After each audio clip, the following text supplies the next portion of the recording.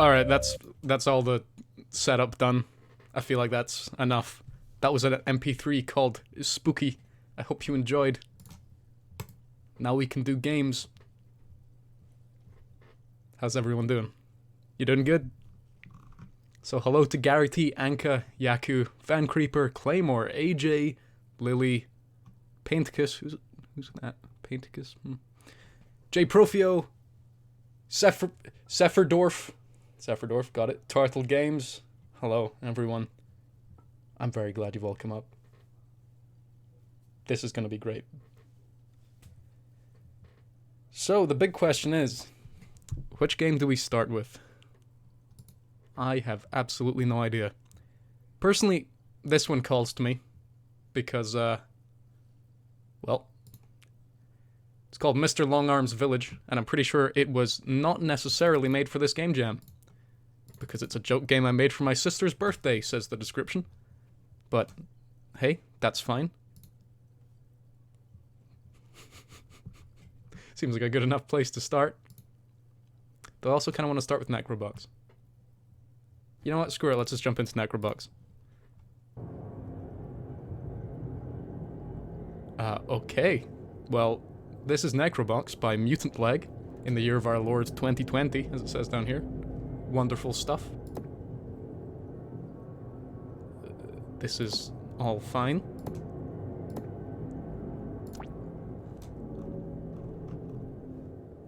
Title change Necobox? No. Yeah, I'm looking forward to playing Blood's game as well. Although the one I'm looking forward to most is actually Claymore's game. Because I just can't wait for that. Hello, Anka, welcome back. Let's get into it. Ooh, hello. I immediately love this, for one reason and one reason only. There is a little guy in the center bottom of my screen who looks like he's having a great time.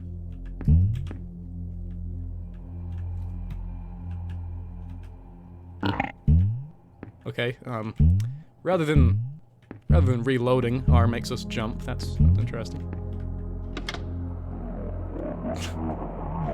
Is your icebox running? Asks Cthulhu.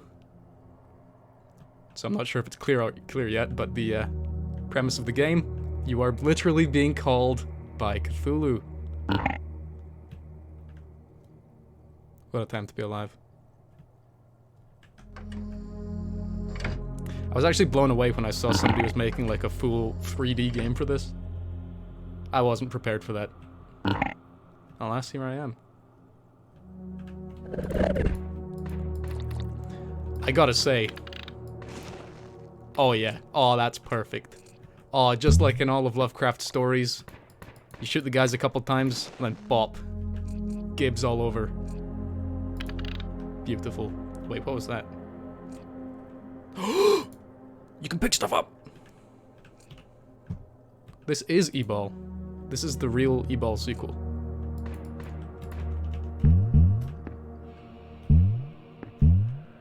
Oh. Sky's a nice color. Can you hear me now? Oh, Jesus Christ. Okay, okay, so I followed the devlog for this game.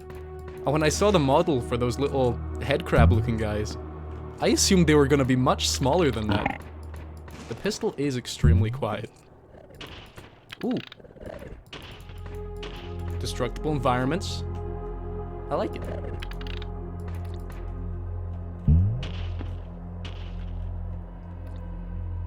This reminds me a bit of, there's another game which is like a Lovecraftian roguelike game called Eldritch. Gives me similar feelings, this. Q is reload. Ah. Oh, you can also just twiddle your gun around if you want. Although Eldritch does have one thing over this game, and that is giant penguin enemies. Then again, this one may have those in the future.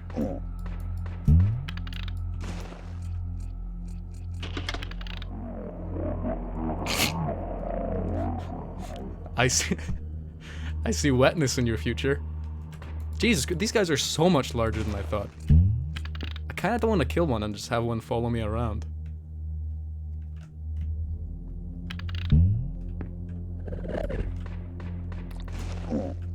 Okay, I'm now just noticing how much damage these guys actually do to me.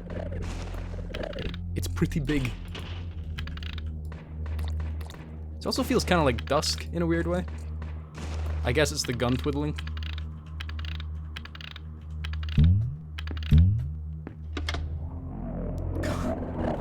Come on in, the water's fine. Is that an enemy? Yes, it is an enemy. Oh, Christ. Bullets.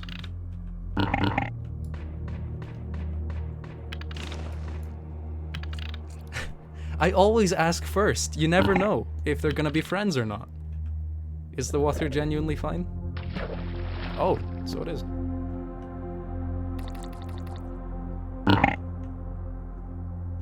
Oh god, I do not have much breath. Oh no. I do appreciate that our little guy at the bottom, his expression never changes.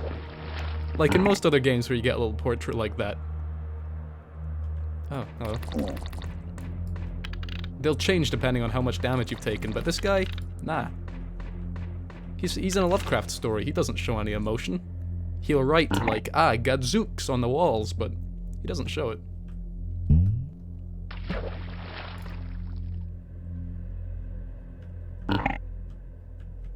Also, 20 viewers. Crikey. Oh my god, that is a horrific noise. Not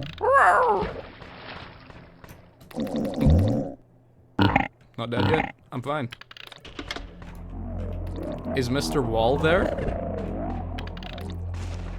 Is Mr. Wall there? No emotions because he's insane. Fantastic. Okay. This guy's my favorite. He's got so many teeth. How did I go from having no ammo to having 150 bullets?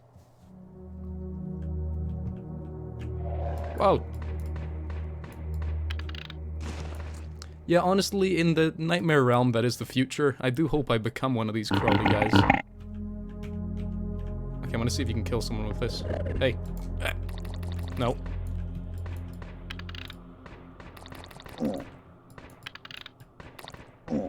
Thanks, Lil.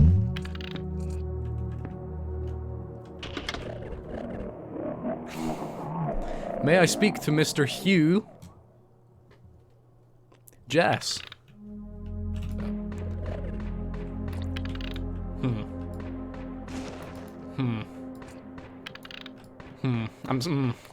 I wonder if Cthulhu really would say that.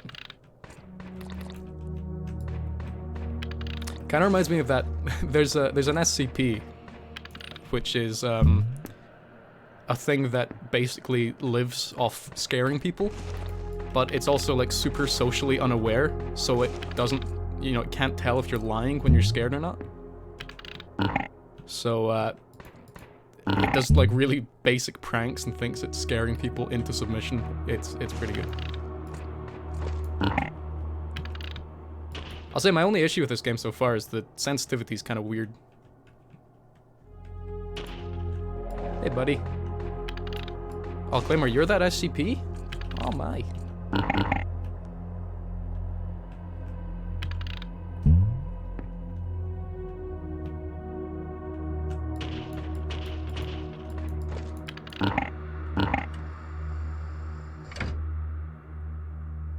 Were those eyes over there? Oh! Oh, we can zoom. Oh, with a, okay. So we can zoom, and we get a little crosshair, but the bullets do not go where the crosshair is. I love it.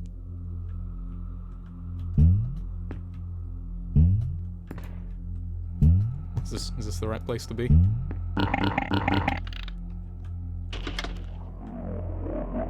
Do you have Prince Albert in a can? I'm gonna need somebody to explain that one for me.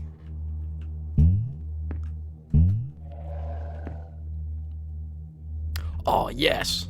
More boys!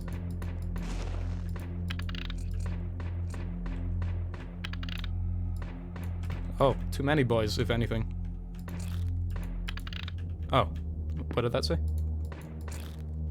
3 more to go. Cool. You do? Well, you better let him out. Oh, good.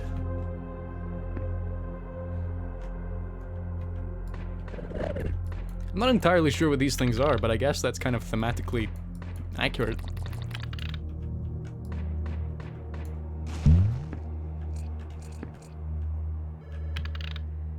Oh! Hold up. I'm gonna turn the volume up. You can actually hear it ringing. That's spectacular. It was nice knowing you. That doesn't seem like a joke, that just seems kind of... Oh. Oh. Oh, I think I was just being threatened by Cthulhu. No, they destroyed the barrels! Okay. So I'm guessing you're not meant to fall down here. That much seems clear. Oh god. Oh.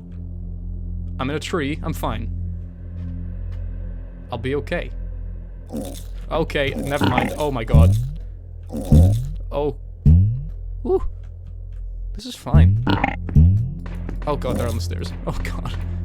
Launch me to victory!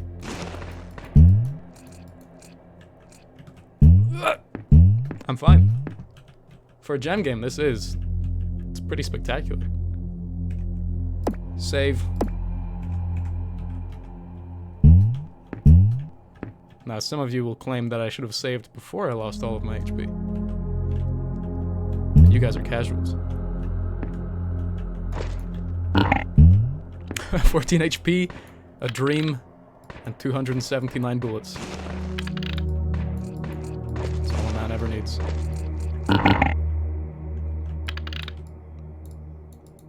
I would love to know what the item pickup sound is. And a spinny gun. Can't understate the importance of the spinny gun. Oh, there's some boys.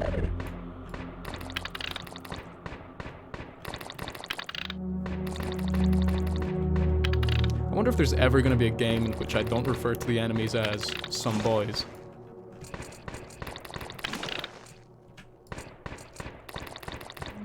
Also, I love that everything's like fairly well lit, and then there's the projectiles they fire that are just horrific purple blobs. I love it. Oh, and more eyes.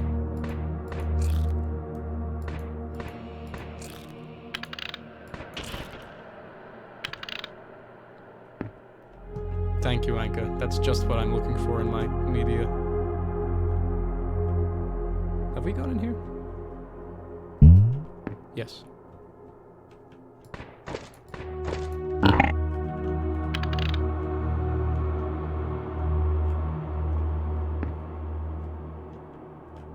Oh. We dropping down big place. Save now, homeboy. Alright. 34 HP and a dream.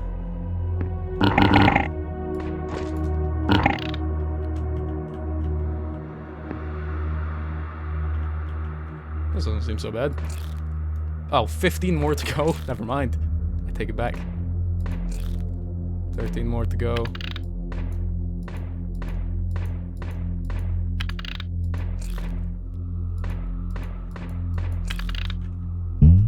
I feel like the game wants me to get closer, but I simply refuse. What do I see over there? That's not an eye. Oh, it bled though.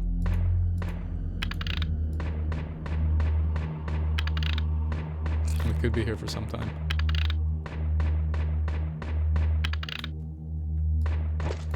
Oh. I almost got absolutely played for a fool. I don't see anything bad happening. Why was I told to save?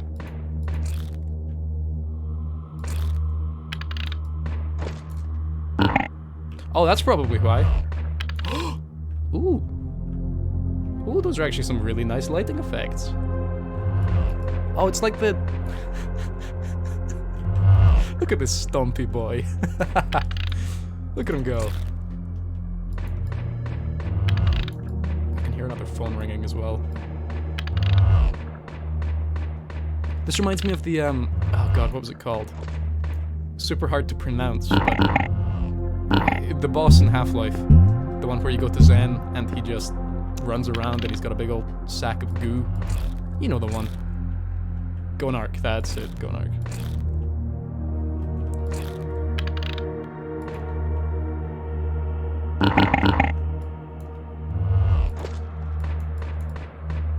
This guy is just grooving, I'm not gonna bother him. Get out of there, Maverick.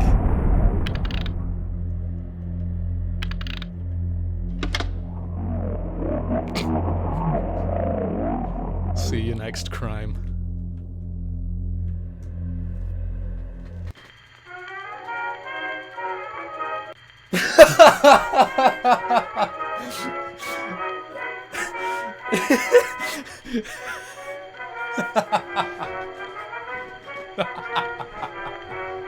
I've been dreaming, Oh, I hope my dreams come true. Necrobox, the long distance call of Cthulhu spelt wrong.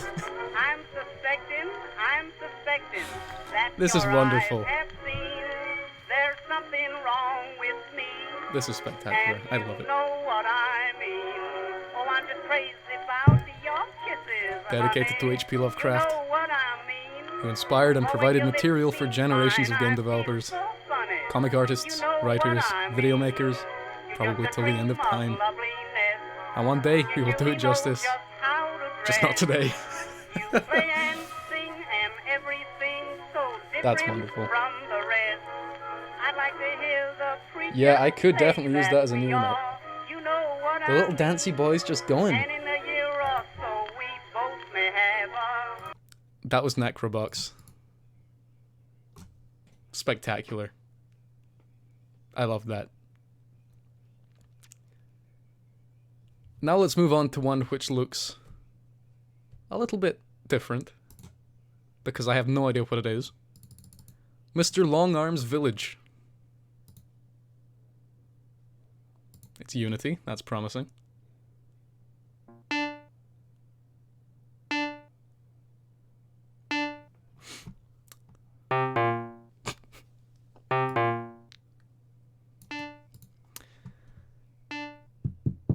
An interesting look. We've been told to...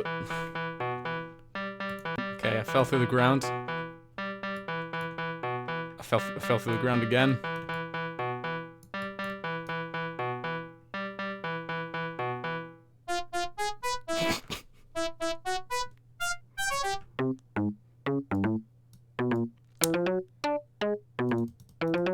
I am...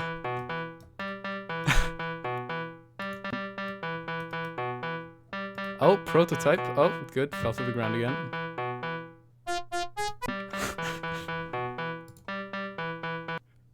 That was Mr. Longarm's Village.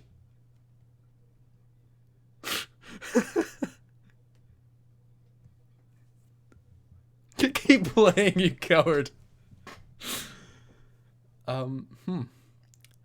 Very fun. I do want to check something very quickly. If we go to explore. Jams. Jams hosted. I can actually see, I asked everybody who submitted to add a little bit of a comment as to how this fits the jam. So, for example, with Necrobox, what element of Lovecraftian media are you destroying with this game? Any hint of good taste left? Now you see? Wonderful. That's good. Let's see Mr. Longarm's Village. What element of Lovecraftian media are you destroying with this game? The spooky element. Honestly, I don't even know what Lovecraftian is, I just looked it up on Google. Thank you. Thank you, Mr. Longarm's Village. I mean, considering the jam, it ticks literally all of the boxes. I am desperate to see what Cthulhu time is like. I believe Tartle's in the chat. Yeah, he is. Or he, she, I'm not sure. The villagers are mad and they want you dead. Right, let's read this. This is a work of parody. It's also based on true events. Interesting. And a nifty little comment here. Seek bonding with your human boy. What element of Lovecraftian media are you destroying with this game? The part with Tim the Toolman. Good. Let's go. Let me make that screen a bit better for you guys. Big on display capture.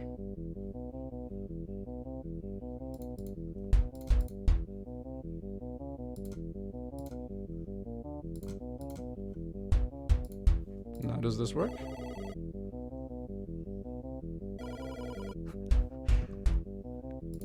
It didn't work. That's fine.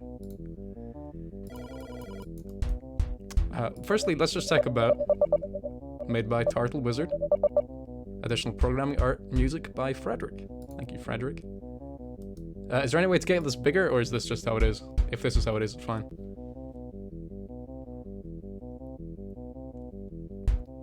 Important note, choose return the house for the sake of time. That's as big as it gets. Spectacular. I love that. New game. Bonding level is 5.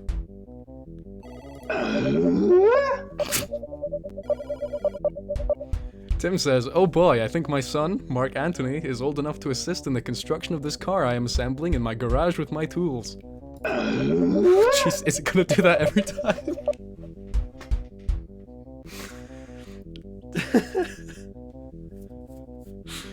It'll be a great bonding.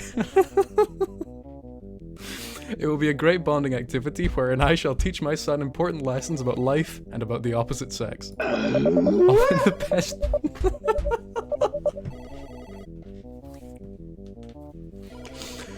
Often the best way to communicate with young humans is by relating complex ideas like the opposite sex to things they understand. Like rebuilding an internal combustion engine in a 1974 car model car.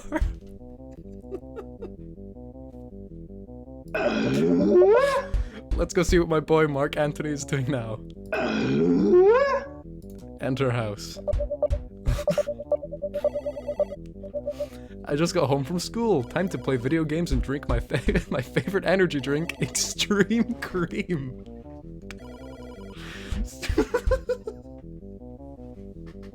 School is lame. Hi, Mark Anthony.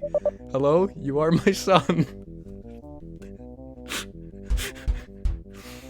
I want to talk to you about something important. Oh, Dad, I don't wanna. I wanna drink Extreme Cream and play video games with...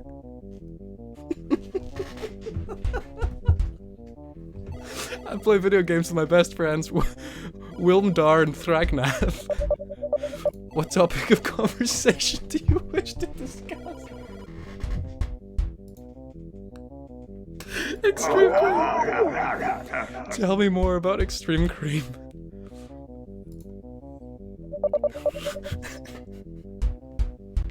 Extreme Cream is the best soda in the world. If I collect 100 bottle caps of Extreme Cream, I can evolve them into Mechatream, the most powerful soda in the world.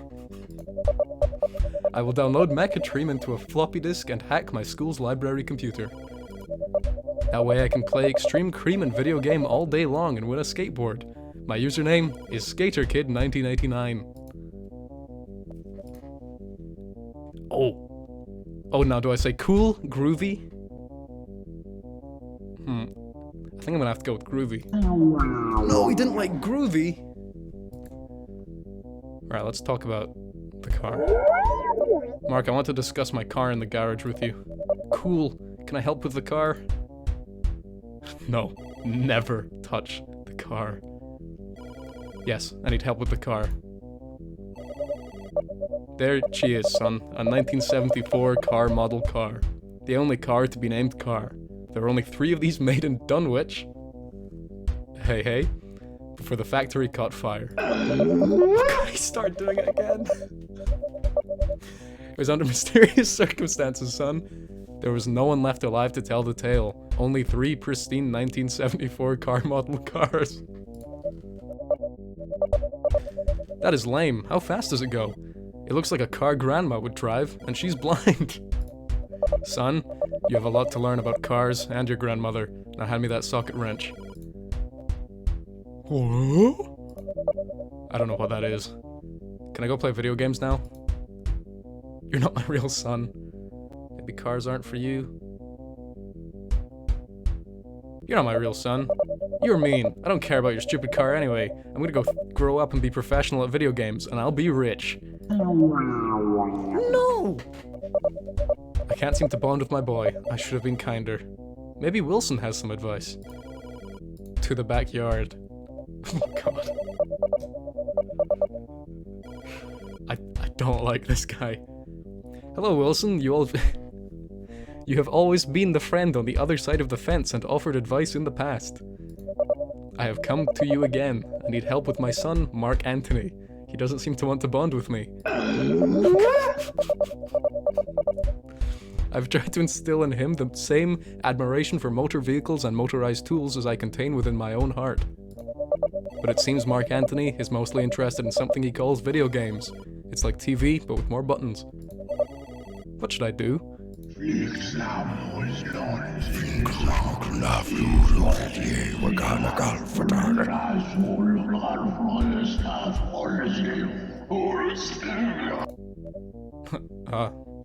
Wilson?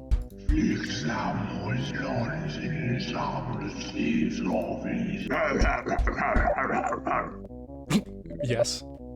Yes, I understand. Yes. Oh god.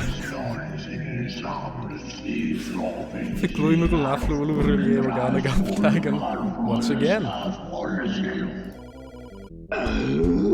Oh my god, what the hell? Tim, you're not looking so hot anymore, friend. Oh no, hold up. Oh, that's a noise. Turtle says, choose return to the house for the sake of time. It doesn't say return yet. Oh, go to house is the best pick for the stream? Gotcha. Son, Mark Anthony. Mark Anthony? Anthony? Beyond the mortal ken in churning gulfs of blackness, smoke bellowing in incandescent waters. Waters. Deep, cold waters. The deep blackness of those waves. Eyes glinting through shadow murk of unseen fathoms. Dad, I already told you I don't want to help you with the car. Hail Lord Cthulhu. All hail Cthulhu, Lord of the Dark Waves, praise be on his amorphous body. Dad, I don't understand. Who? What? Are you sick? Dread. Reticulated fins break the surface in silent ripples. A sea of slime under a starless night. His voice echoes through time. You're scaring me. I'm gonna tell Mom. We are his dead puppets, meat strings dancing in his wake. Washed away in a tide of fish guts. He cares not.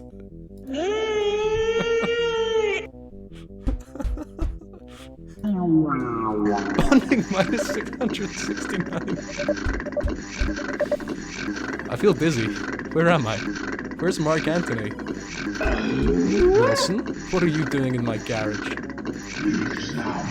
Oh, he's wearing plaid. Look at him go. Look at his little hands.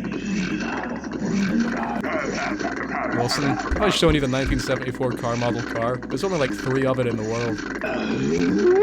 They don't make cars like this anymore. It's got a rear axle and suspension, reverse carbureting tire. Hey Wilson, what are you doing with my chainsaw?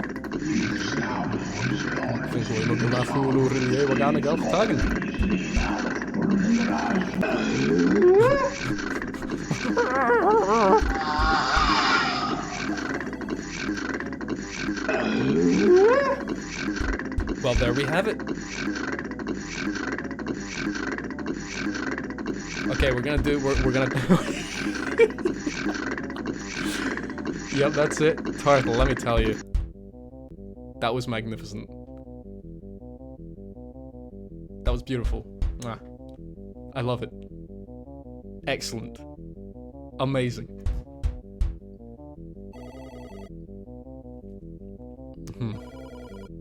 attempt to do another run through of it.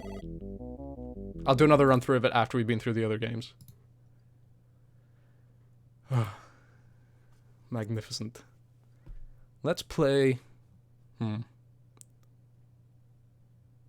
Let's try... Attack the Flying Polyps.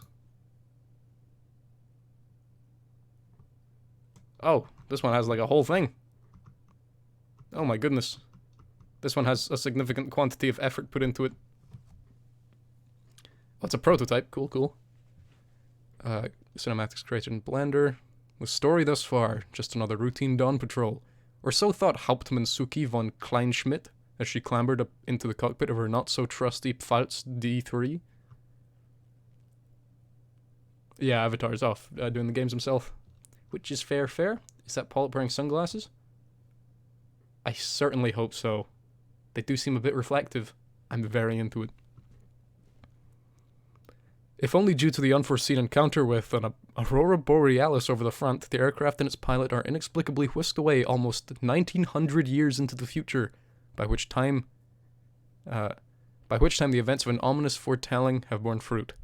As predicted by Professor Nathaniel Wingate Peasley of the Miskatonic University, a malevolent and ancient race of flying polyps have breached the confines erected by the great race of Yith, and descended their wrath upon an unsuspecting planet. Now Earth's landscape is consumed by large towers of basalt as far as the eye can see, and the polyps reign supreme as the dominant organism. Suki's only option is to fight her way through the malevolent beasts in her vicinity, after which, who knows what. Spectacular.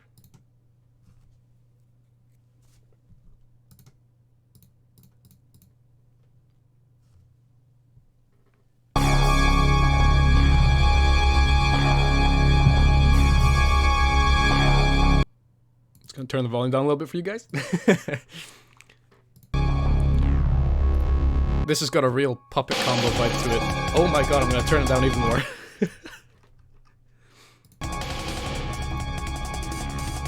Here we go. I've said that the awful truth behind my tortured years of dreaming hinges absolutely on the actuality of what I thought I saw in those cyclopean buried ruins. If that abyss and what it held were real, there is no hope. Then all too truly, there lies upon this world of a man mocking the incredible shadow out of time.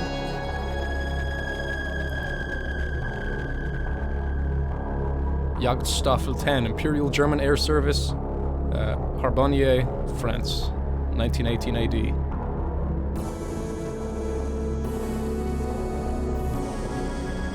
Yes, this is what German First World War pilots look like.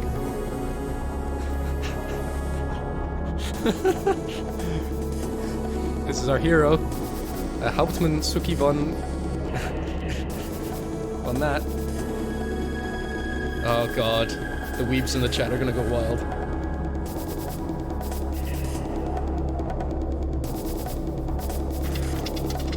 What the hell, this is terrifying. Anime is real dread.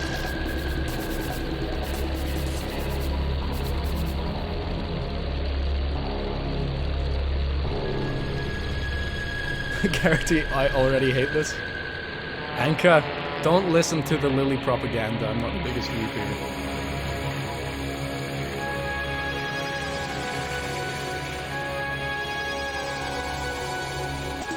Yeah, that's true. If she was a cat girl, I wouldn't complain at all.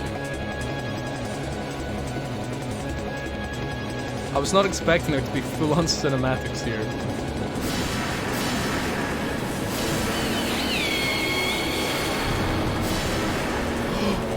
Anka's no longer a pirate cultist? Damn you, Anka. She's a polygon. She's at least several polygons. Look at the eyebrows, man.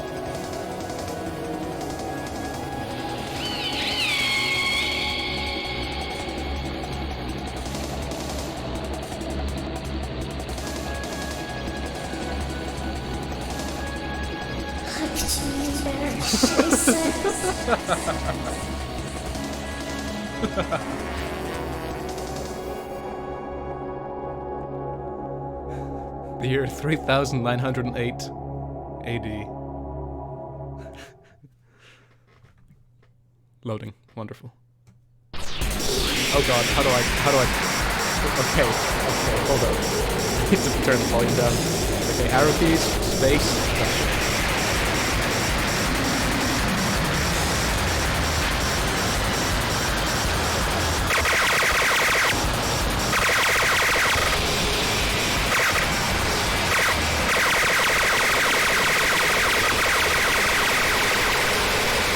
Okay, avoid the spooky light as much as possible.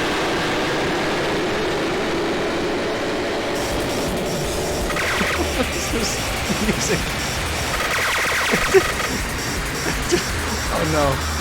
Oh, this is an absolute disaster. Oh, I've killed one of them though.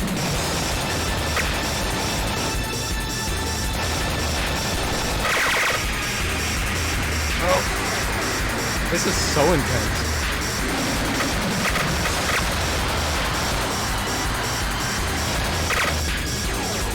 I mean, to be fair, a while ago on Twitter, I did mention that there should be more World War I horror games. I'm not sure if this is what I had in mind, but that was really right.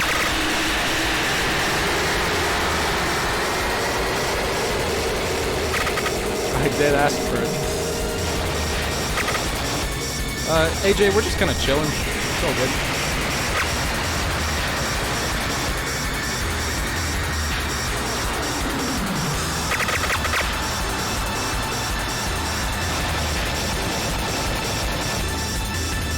I have noticed there does seem to be a pretty spectacularly large subgenre of anime, which is like cute little anime girls portraying the Axis powers.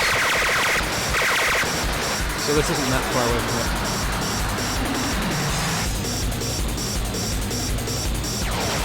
I just realized I can see my mouse. Disaster.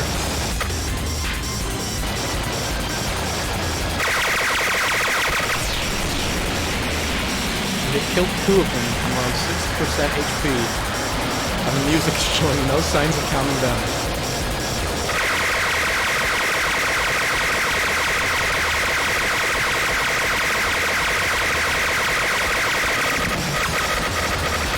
Oh yeah, I'm caught up in it. That's how we do it.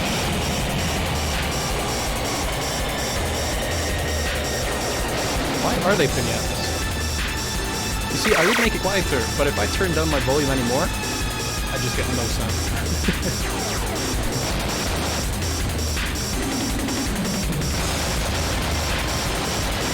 Oh, hold up.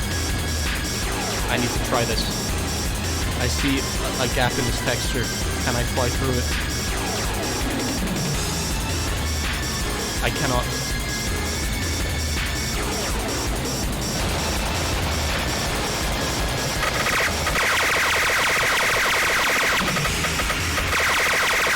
Whenever they fire something, it sounds like those toys we used to get. Like the alien blaster guns.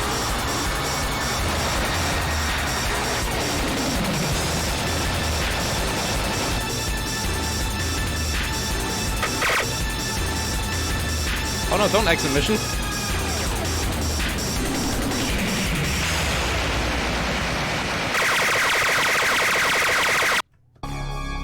Well, I can most certainly say that has scarred me permanently.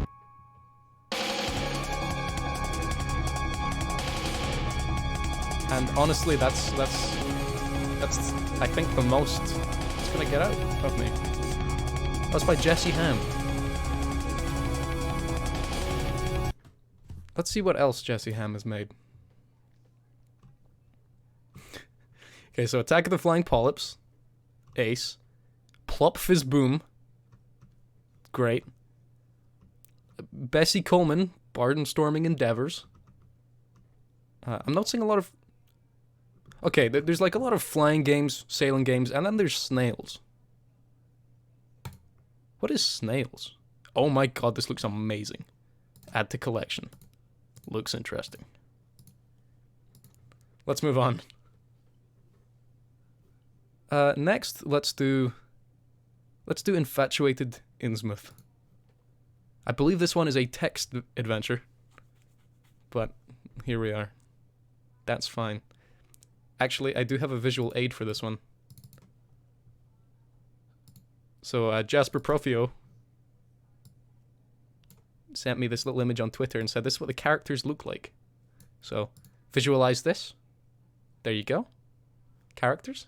Looking fairly cute. I like this little boy here. Don't know what he's doing. Also, Trevor and Travis appear to be the same person and have quite a disturbingly vacant look on their face. Fear them. Fear them. Alright, cool. Infatuated Innsmouth by Jasper D. Profio. Infatuated Innsmouth is a game created by Jasper D. Profio using Choice Script. All images and characters shown were created entirely by Jasper D. Profio. The events were inspired by H.P. Lovecraft, as well as Robert W. Chambers, and the game was created for Paintcus's Bad Lovecraft game. Why did I start to stutter when I said my own name? This is not good. That's not a good sign. It's made for my game jam, that's what it says. And this is Jasper's first completed game. Cool, cool. Let's jump in. I need to warm up my voice for this one. I'm going to be saying a lot.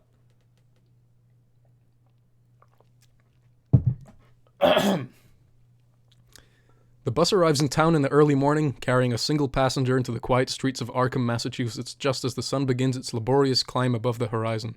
Shadows stretch along the deserted avenues, casting shapes in door frames and masking the contents of alleyways. Despite the general peace of the morning, the city rests like a slumbering beast waiting to strike. Still, compared to Curtis's own hometown of Innsmouth, cheeky. Stuttering your own name is why why should you Google the word Google? Yeah. Oh, it's cool that it's wordy, Jasper. That's fine. Still, compared to Kurtz's own hometowns of Innsmouth, it's a moderately comforting sight. The air is fresh, nothing like the stagnant, fishy odors he had grown accustomed to, and even the uneven shadows cast more light than full moon in some Innsmouth neighborhoods. What would have seemed gloomy and ominous to a traveler from any other town, he reflects, still positively glowing when compared to the dank harbor town. He moves to step off the bus, hesitating as he catches his own reflection in the glass shelter of the small stop. Curtis doesn't consider his appearance unpleasant like some of the others his age in Innsmouth, who refuse to leave their houses once the sign of their heritage start taking hold. For people who don't know, fish people, they're cool. But he has seen the expressions of travelers that pass through, the guarded sickness and horror of their faces as they took in the discolored skin, the wide, unblinking eyes, the overall... That's a word. Isinthian? Weird look, dubbed the Innsmouth look. He knows why most of his family tree stays within the confines of the town, so could he really live somewhere else, where every day he'd be surrounded by those looks, those comments? It wasn't too late to just go back. Behind him, the bus driver sighs in irritation. Driver, look, are you getting off or not? I've got a route to follow here. Do we sit back down? Or do we get off I think we get off the bus. We got off the bus. He steps off the bus and it speeds off, leaving him standing on the street in the early morning light. He takes a deep breath, scoping out his surroundings and planning his next move in the town. Curtis says, "Okay, I guess I'm doing this. I should probably find somewhere to stay, but it's early, so I could probably have a look around." Oh. Check stats. From where he's standing, he can see both ways down the long main street that seems to cut through the center of town. There seems to be a university, a mansion, harbor, boarding house, and some shops. Which one do we go to? Let's go to the shops. He steps into a small shop and the cashier calls out without looking up from the counter. "Just ask if you need anything." Browse. Oh my goodness. Okay. Curtis walks aimlessly through the shelves, out of sight of the counter, looking at the various objects for sale.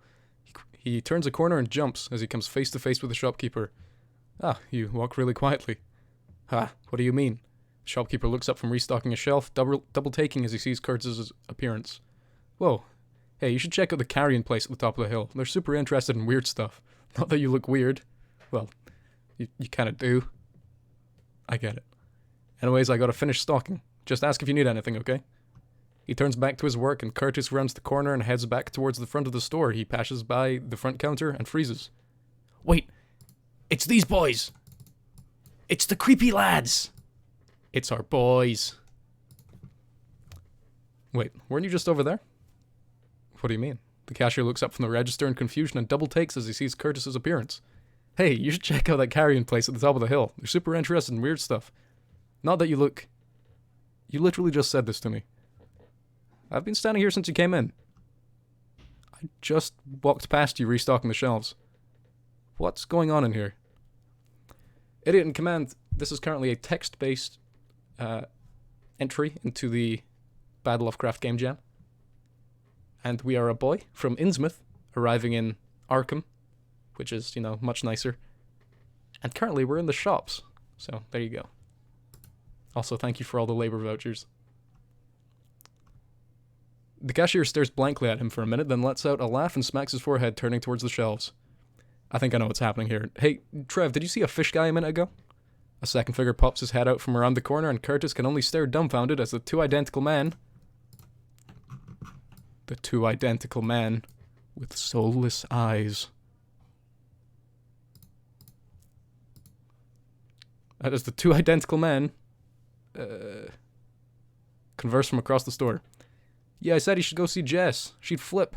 That's what I said. It'd be like the week where she kept asking us for our blood. Wait, she was asking for your blood? The twin near the shelves laughs and approaches the counter, stretching as he walks. Not that much, just a couple vials. Something about tests and science and stuff. Looking at the two side by side, it's easier to see how Curtis had mistaken them for their same person. The two men aren't just nearly identical, they are precisely identical, down to their mannerisms and facial tics. Looking closer, you can see the name tags on their shirts read slightly different names. The one belonging to the cashier reads Travis, while the other reads Trevor. Travis says, people seem to get us mixed up a lot. I don't see it, though. Trevor? Yeah, sure. He jokes that if I ever need to go to witness protection, he could just pretend to be me instead. I don't want to chat with these guys. They're freaking me out. Where was it they wanted us to go? Carrion place?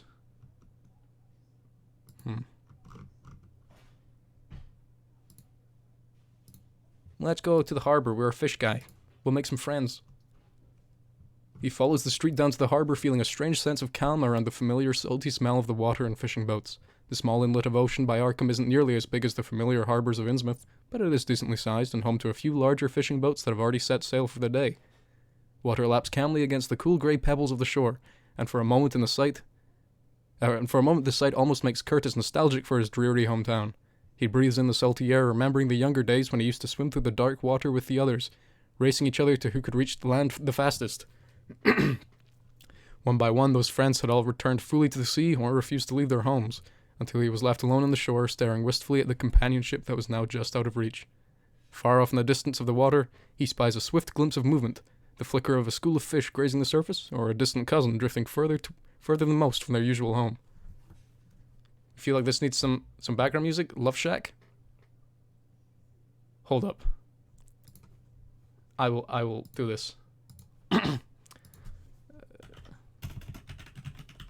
Royalty-free funk music. 10 hours. Let's see what we find.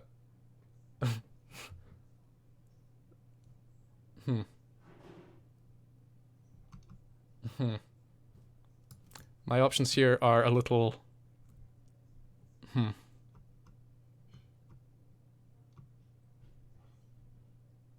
Vsauce music, 10 hours?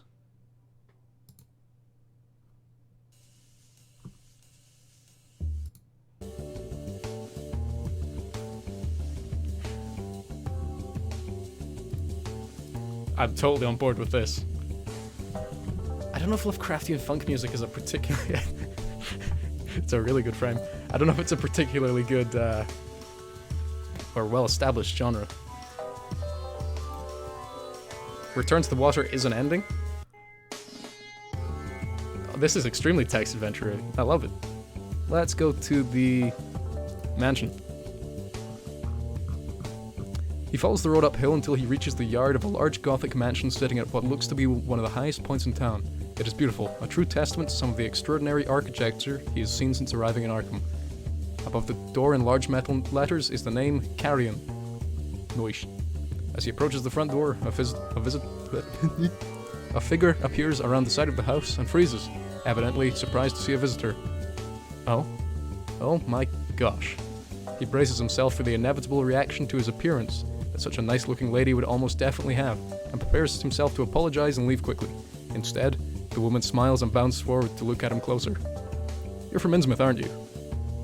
Yes. I knew it. I could tell immediately. You aren't upset? She pulls back slightly, still smiling brightly at him the whole time. He studies her curiosity, trying to determine if she is perhaps up to something or maybe just insane. Actually, I'm fascinated. What? She jumps into his personal space again without asking. Never do that. Terrible. Examining his skin closely while speaking at a breakneck pace. Okay, I'm gonna speak this very, very quickly. By you, biologically speaking, the Innsmouth look doesn't make any sense, right? If these traits were formed by the way we think, there shouldn't be any viable genetic offspring to cross DNA in this fashion, not to mention the fact that the traits develop further in life for one parent than the other instead of traits for both being present at birth. Which is usually the case when parents have varying genetic features. Suddenly developing these visible traits later in life would be like if someone had green eyes for 20 years and then suddenly switched to blue eyes at 25. Only it's so much more because it's literally your whole body. Moving, breathing, eating, everything changes from your Homo sapien to amphibian to full-on aquatic in the lifespan of a human. In the span of a human lifetime. Whew. And then you never die. Isn't that amazing? When she finally stops, he can only stare at her, stunned. After a moment, it seems to register to her that he is completely overwhelmed by her onslaught, and she takes a deep breath. Sorry, when I get excited, I tend to go a bit overboard. My name's Jess. Hi, I'm Curtis. I just moved to Arkham. Glad to meet you, Kurt. Hope I didn't scare you from ever visiting. It's fine, I'm just not used to people being so positive. Well, make sure to visit, and my brother and I can show you plenty of positivity. He's the calm one. That's good to know. If he was excitable as you, I might have had to pass on that offer. If you're interested in meeting John, I bet he's inside somewhere, keeping watch for a friend of ours. So I'll be out here for a while.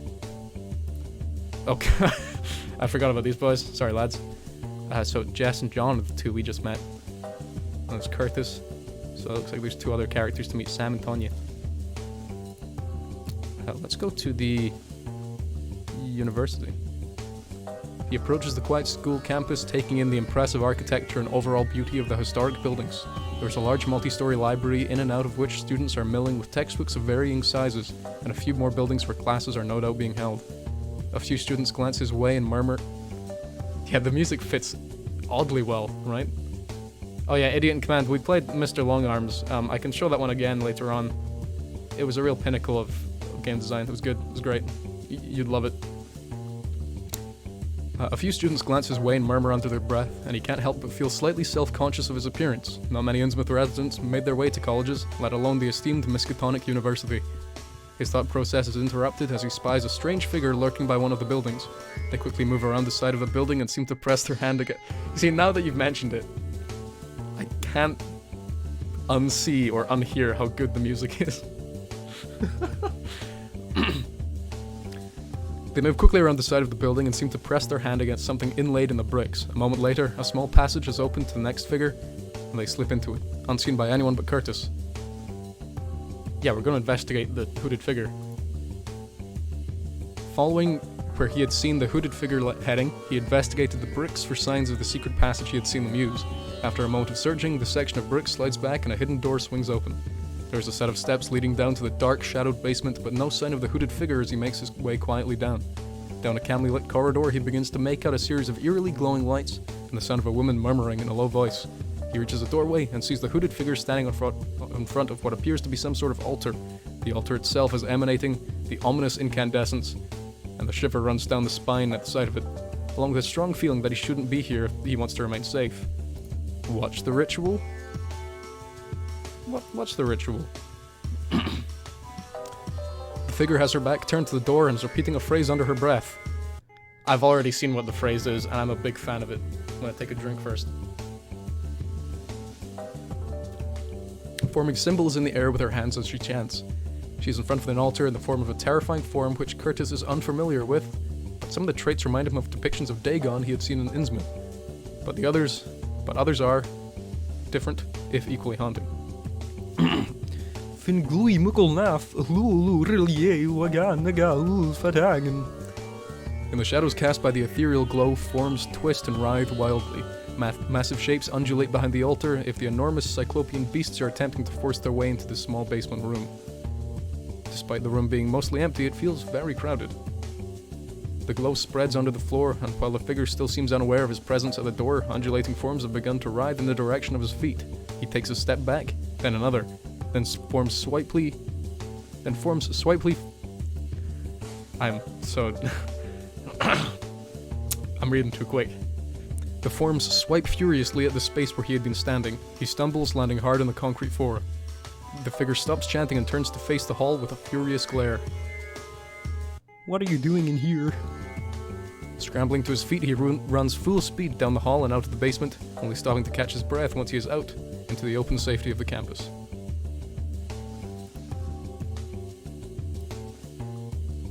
Switch to Kermit mode full time? Can do. Okay. Hold up, let's go back to the hooded figure. Oh.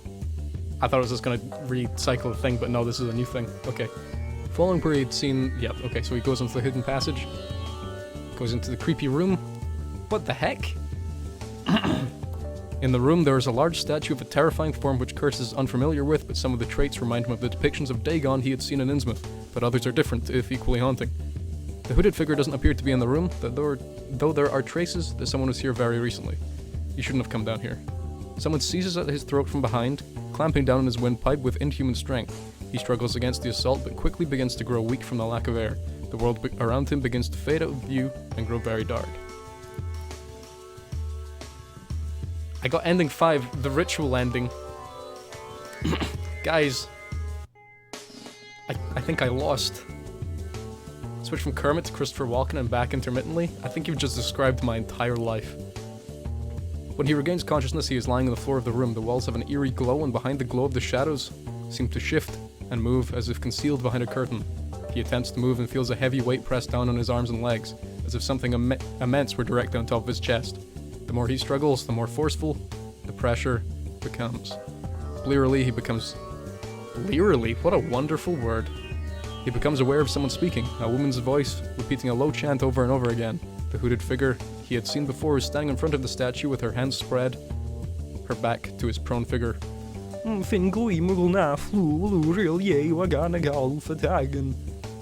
She turns towards him, reaching into her hoodie and producing a large curved blade.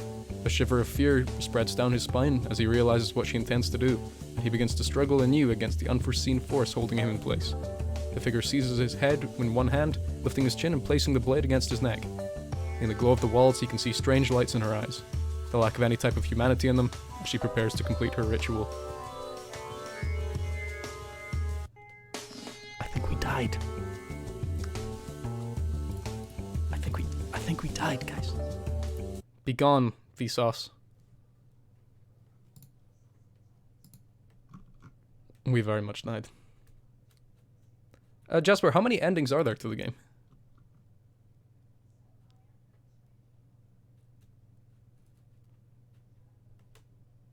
How many YouTube tabs do I need to open? All of them. I need all of them. There's so many videos I keep saying I'm gonna watch, and then I just end up pinning them, and that's it. I think around 10. My goodness. So once I've been through all the other games, I'll probably go back and try and get another ending of that, which is not the water one. But yeah, you see, I liked that, but I'm also worried because it didn't seem to be a bad Lovecraftian game. It seemed to just be, quite good Lovecraftian media. Then again, I haven't seen the whole game yet, so who knows.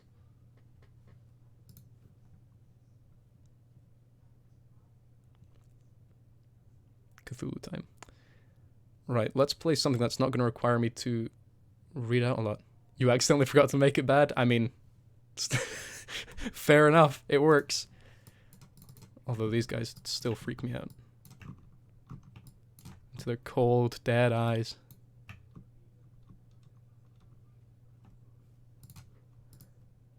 Right, let's play Relais Assault. Oh, blood, that is very good timing. We're just about to play your game now. Hey, Parectus. Yeah, Jasper, you've got a very nice way of writing. Looking at eldritch things drains away your sanity. WASD to move, space to jump. Right click to close your eyes. Left click to cast magic. Drain sanity if you have the book. Press any key to close and F1 to reopen. Oh my goodness. I'm guessing that's my sanity at the top. Oh, that's me blinking.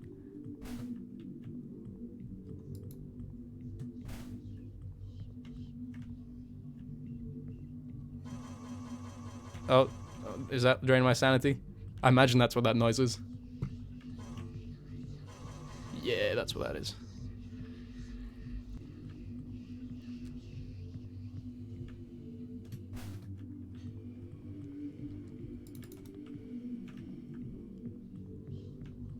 This seems like a nice enough place so far. Oh, don't look at that guy. There seems to be a lot of people on spikes, which bothers me somewhat. Is that the Necronomicon? Oh, the Necronomicon fires little balls. Oh yeah, we got a little guy. I love him. This guy is my friend. It lacks Vsauce music? That's entirely possible.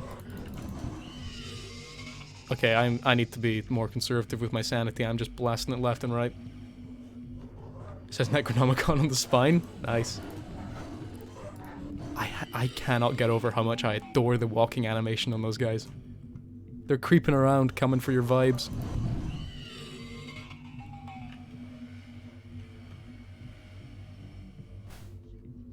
Dewey Decimal number 666.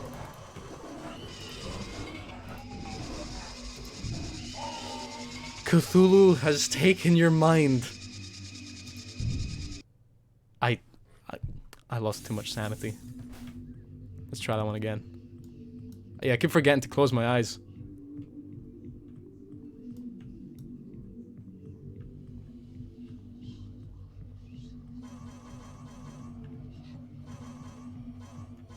Now let's see if we can read Necronomicon.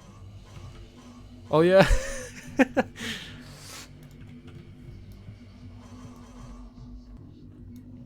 We're gonna play the game blind %.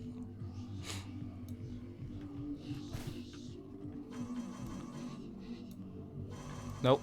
Still bad things. Can we go in the water? We can. Oh, this was a bad move. Okay, don't go in the water. That was whew. That was a mistake. Let me turn up the volume a little bit for you guys.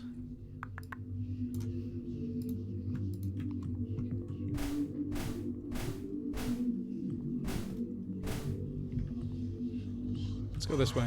Let's not even bother with the book yet. Can we hack our way up here?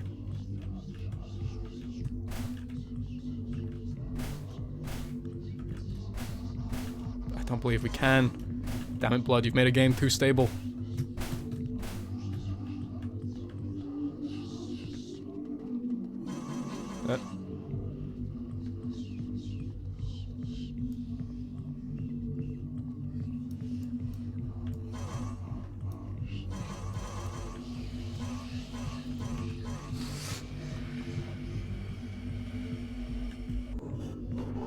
Okay, I'm just gonna run away from little vibe boy.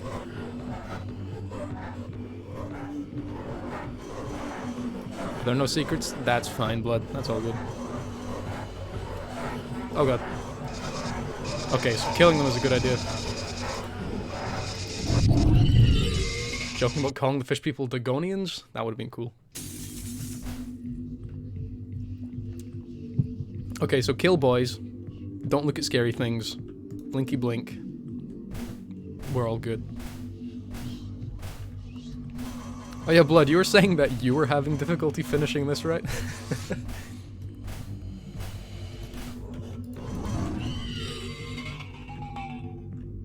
Does your sanity come back?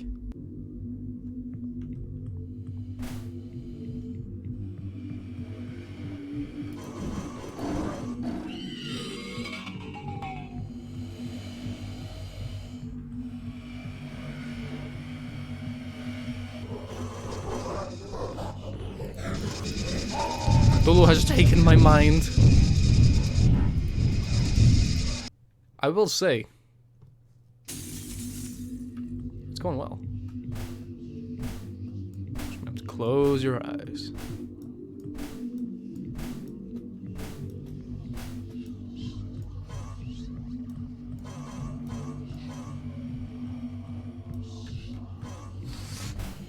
You can probably just shoot blind. True, let's try that.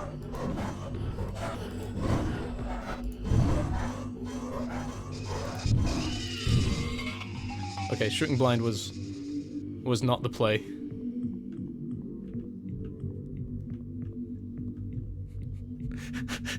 That's the point of Lovecraft? You're meant to go mad?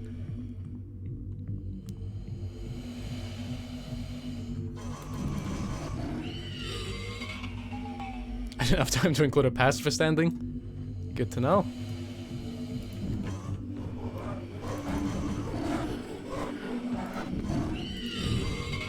I love the noises they make.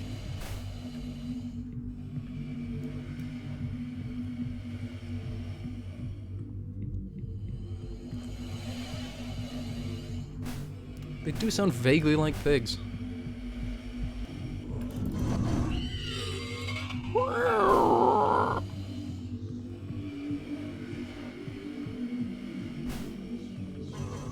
Oh, there's a bad guy up there. Oh, bad guy in front of me. Oh, that ain't good. Oh, I got both of them.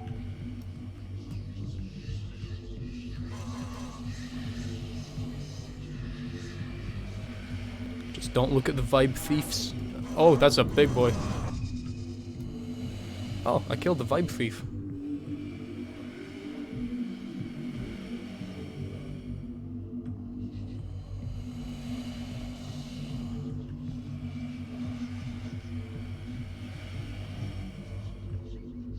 Let's go in the building first. Sounds like the walls are like hissing. Hello, friend. Oh, too many vibe thieves. Oh, the vibe thieves are fighting each other. They've blocked my path. Blood, can you go and rename these guys to vibe thieves, please? So I don't mean to break your game, I just can't resist the urge. Yes, Garthy. Do a vibe check? Okay. What's the best first generation starting Pokemon? There's one correct answer. Everyone in chat has to say.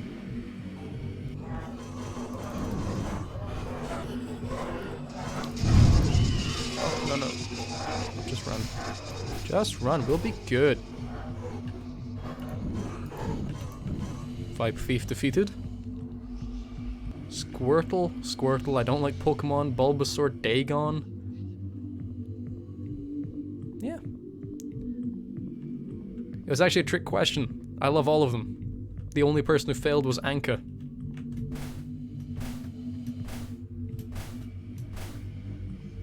I'm sorry, Anka, you didn't pass the vibe check.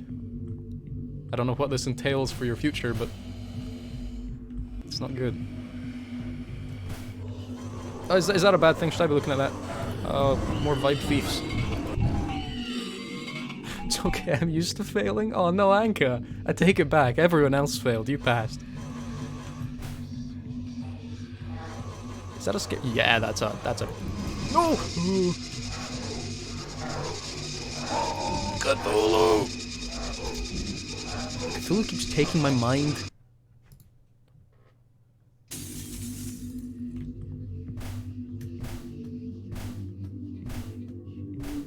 Speedrun tactics.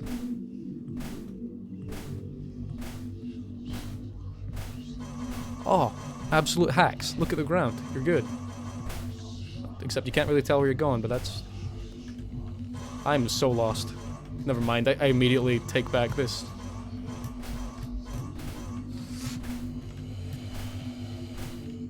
Oh my god, you're right. Bunny hopping does work.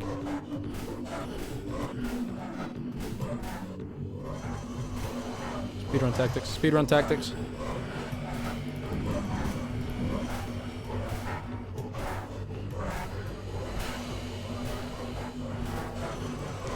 Sorry, big lad. Speedrun tactics.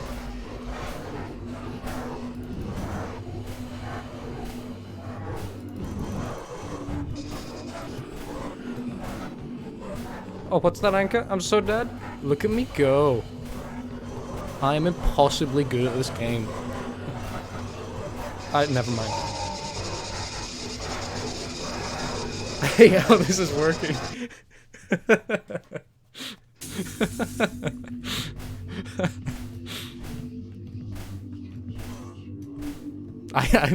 Claymore, I got further than I expected. I'm gonna have to take a hybrid approach to this. I nearly got to the end. You see, and I almost did a pacifist version of the game. I just blasted, like, one guy. That holds up in a court of law, right? If you only blast one guy, you're fine.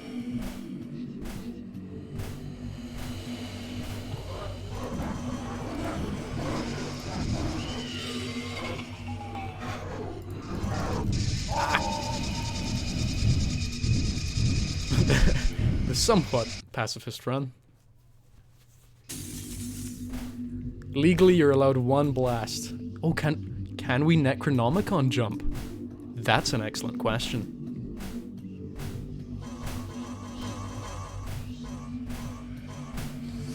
Necronomicon jump. It does nudge you a little bit. Beak blasted. Do it off the wall. Whoa!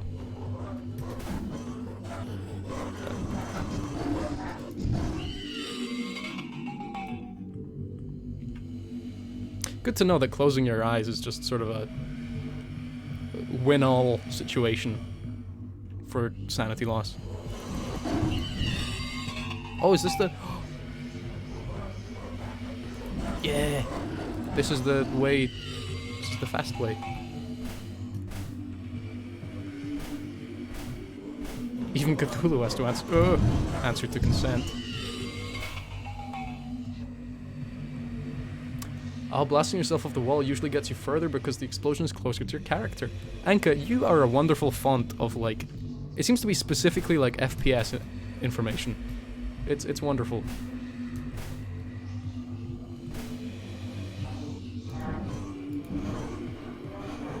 Where are you, big boy? Oh god! Ah, got the... Oh.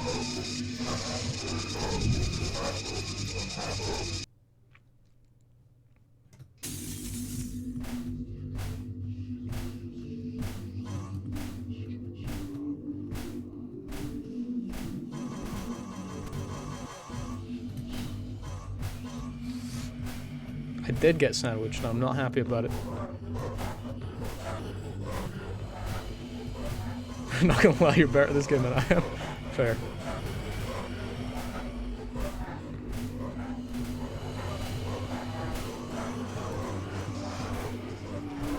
Okay, tactic. We'll go up into our little sneaky spot if we can please. Never mind. Okay, we couldn't get up onto the sneaky spot in time. I was thinking we'd go up into the sneaky spot and get some blast damage on the guys. That'll be fine. But it wasn't fine.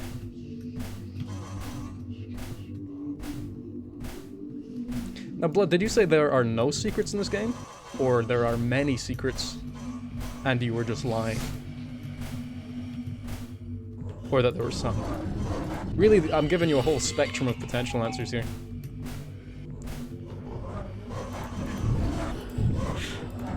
Idiot, I've got bad news. This is how I play Doom.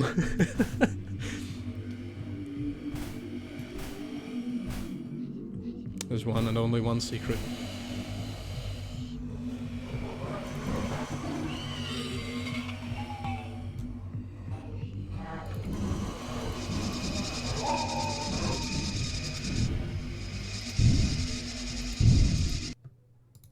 No secrets other than the shortcut through the building, and a vague Easter egg. That's cool.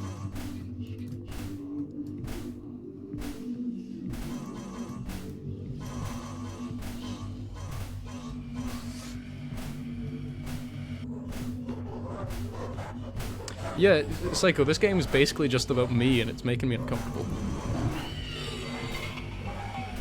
Uncomfortable man wields book.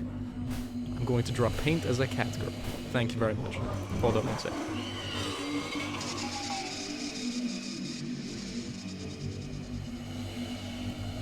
I returned.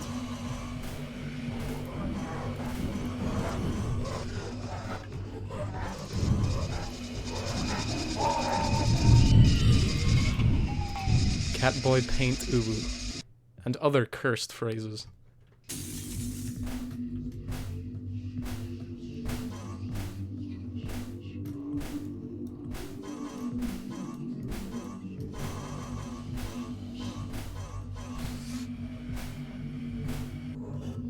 Blood, I'm right in saying that you made this in like 5 days, right? Maybe less?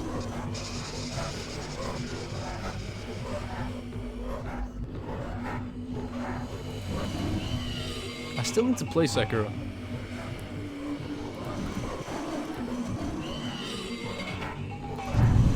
Ooh.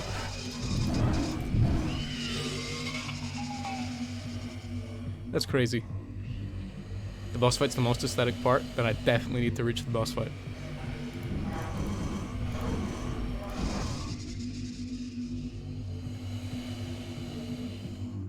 Close your eyes! Don't die this time. I will try my absolute hardest. I'll take my time.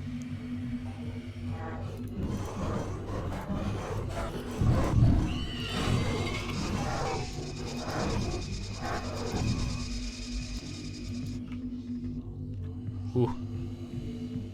Ooh. I like my sneaky little cave. It's good. They can't find me in the sneaky cave. Elsewise, I would have called it something else.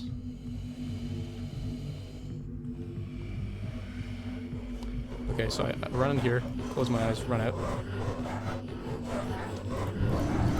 Blast these guys. Ace. Try for the bosses. There's no guarantee I will kill the boss, but I will definitely try.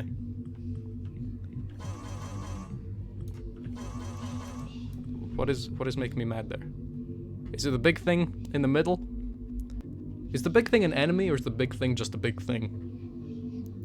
You like the word elsewise? I'm glad somebody appreciates it. I can't remember why I started using it, but it started confusing a lot of the people I know. Oh, this thing. Oh! Anka. Anka, I'm so sorry.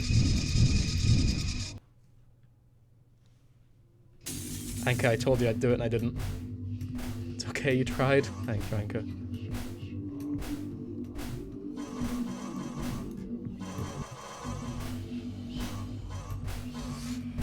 Hybrid strats. Half fast, half careful. 100% win rate.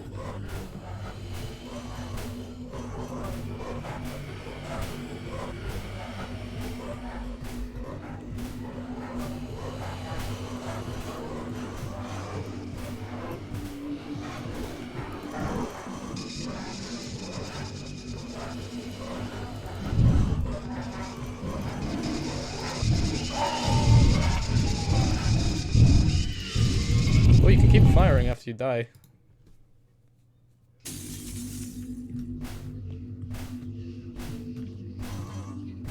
Blood, you have a certain talent for making very...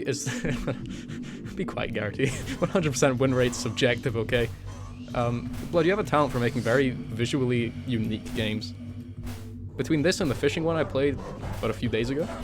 Like, my goodness.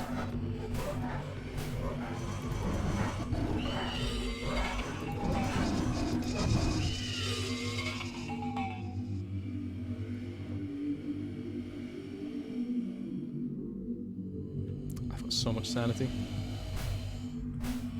Man, I don't even know what to do with all this sanity. Next one should be bigger. I have been, like, thinking recently, because there's so many people here that are just extremely talented, I've just thought, like, why don't I, like, get several of you to work on a project? You know, because I am your boss, that's how this works. You will do whatever I say, that's just fact at this point.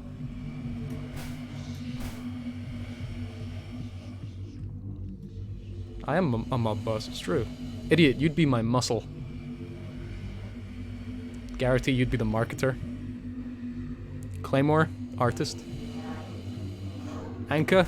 No, you're dealing with the mechanics, Anka. You know all about the crazy, obscure FPS mechanics I don't know about.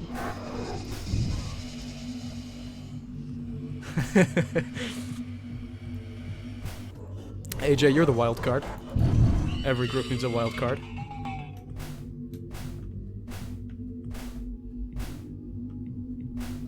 You see, Grakti can say nice things. Blood, you are the cryptid in pretty much everything you're involved with, so that's fine.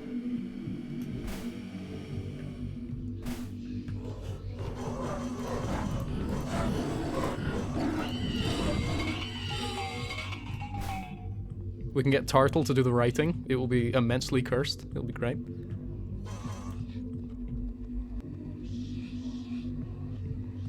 Does failing count as a talent? Yes, if everything goes wrong, we have someone to blame.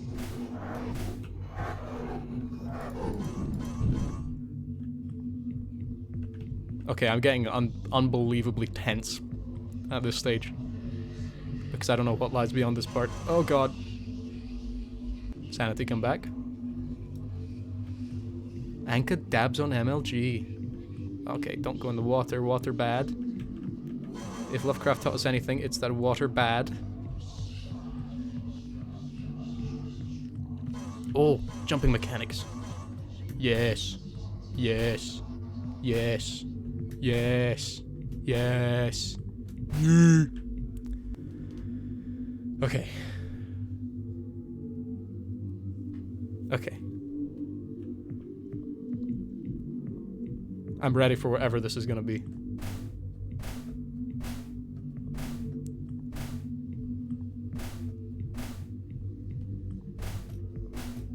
Oh, you're really building this one up, Blood.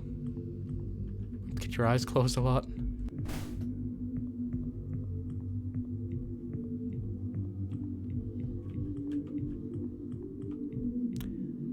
This seems like...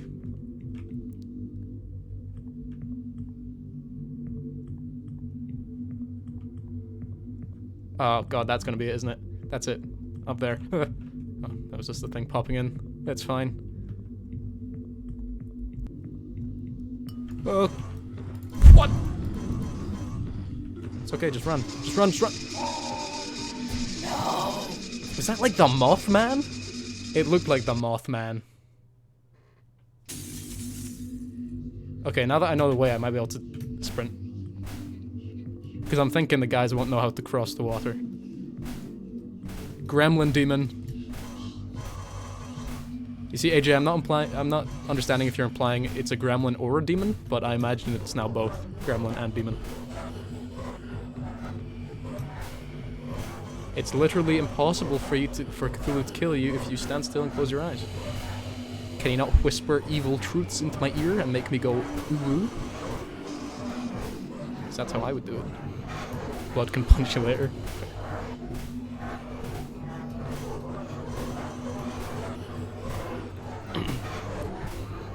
I will say, Blood, you've made a very speed-runnable game.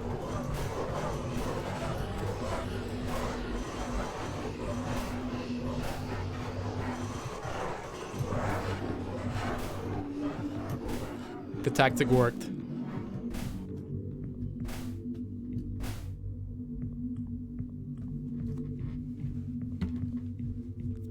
Lily, why would you want Blood to punch you?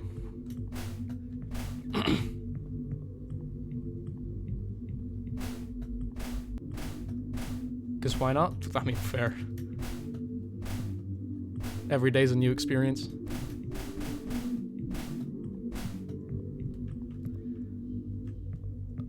Cthulhu.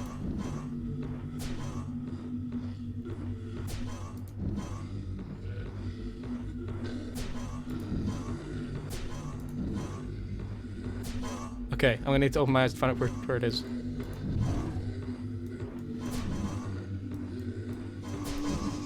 Okay, just let it regenerate. Oh my god, let it regenerate. Oh my god, let it regenerate. Oh my god.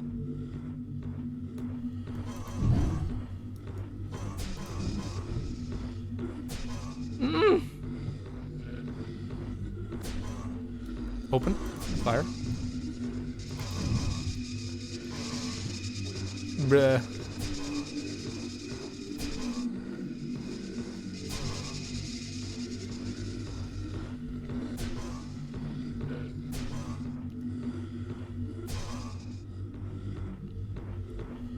I'm shaking and crying. Cthulhu is coming for my sanity.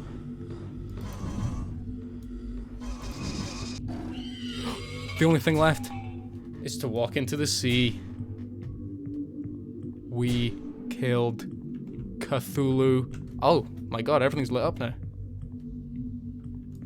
Hang on, is that was that real yay over there with the tower blocks?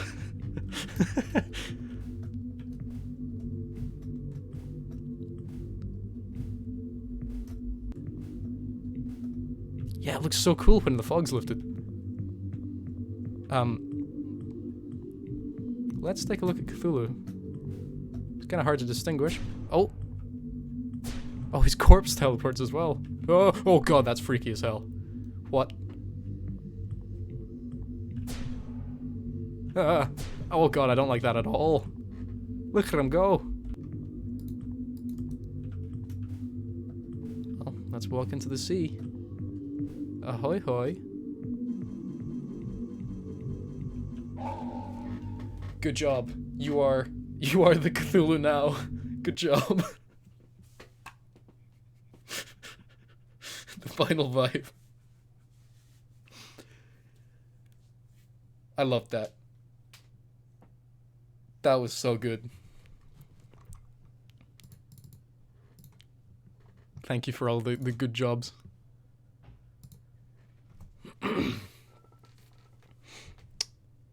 Right. That was... Oh my god. Everyone's good job. Yay.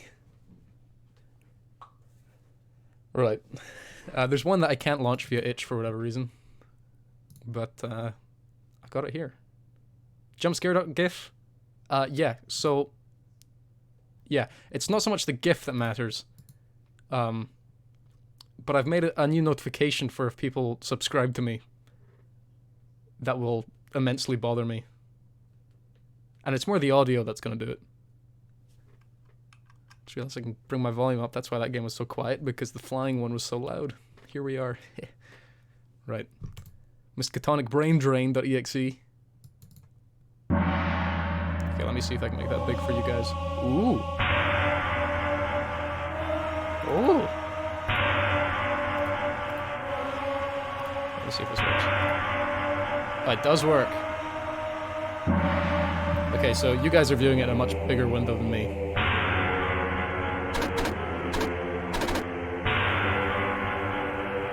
That's right. Oh, that's nice. After my monthly book club meeting at Arkham Rags, where we read the Necronomicon and I'd go insane for a bit from reading the Necronomicon, I met a girl. Or something in the skin of a girl. She knew a lot about the coolest places to go, Shoggoth tipping or Migo trapping. Yeah, she was pretty freaking epic. So after summoning the courage through Ulthar cat prayers, and locking myself in the tomb for a bit, I asked her to the grooviest joint of all. Dagon Spaghetti Palace. There's only one problem. This is a bad idea. A really bad idea. She paints pictures of fleshy rat hybrids and reanimates the dead and thinks that jump scares make horror games better. Now, if this is gonna go anywhere, I need to drain my sanity. Wait. Hold up. What are the controls? QWE, answer questions. Slide, jump, punch, move. Pause. Gotcha. Oh my god. Oh my god. Oh my god, jump.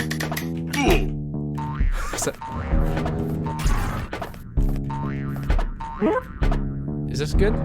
Okay. Hold up.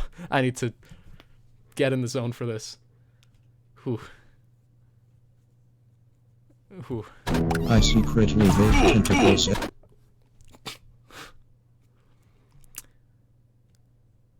Want to learn the tongue of the blue-eyed fishers? Actually. Yes. Flirtatious noises. You are a sexy lady.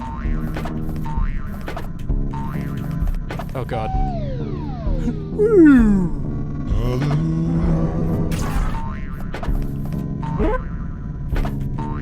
I secretly hate tentacles. Help me actually. reanimate this conversation. I secretly hate tentacles. Actually. Agreed. Let me grab this. You are sexy lady. I secretly hate tentacles. Actually. Flirtatious noises. Oh god. You are sexy lady. You want to sit in caskets and bite people later? Yes.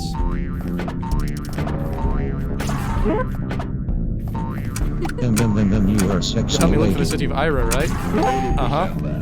80%. I secretly hate tentacles. Actually.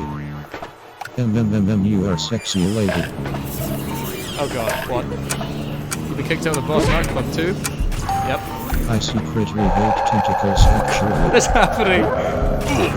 What is happening? You are I can't even sexy look at lady. chat. What's happening? This is too much.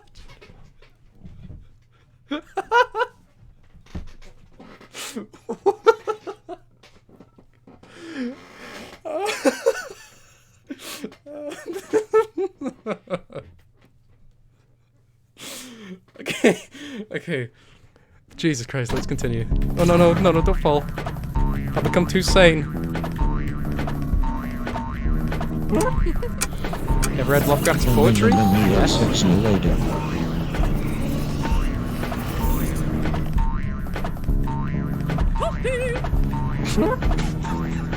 You are sexy lady. You've been kicked to the Boston Art Club? Uh-huh. Should I avoid the bugs? What is even? You are sexy God, lady. what's happening? You are sexy lady. I wish I had more commentary, but I'm just blown away. You are sexy lady. Agreed. I didn't even read it. secretly hate tentacles. Actually. Is she like a scientist now? Or a nurse? Oh no! No, I'm going too sane. Too sane. Lovecraft's just made DeviantArt OC's universe, hasn't he? Oh, I didn't do it in time! I'm becoming way too sane. Agreed. What? That's Windows 7, and I'm on Windows 10. Oh, I can just continue. Cool, that was just my sanity doing weird stuff. I secretly hate tentacles. Actually. I secretly hate tentacles. Actually. You are sexy lady. You are sexy lady. You are sexy lady. I'm not gonna read that one out. I don't want that sound clip out there. Oh god. Oh god, it's stuck on the pause thing. Read it, You coward! are sexy lady. I secretly hate tentacles. Actually.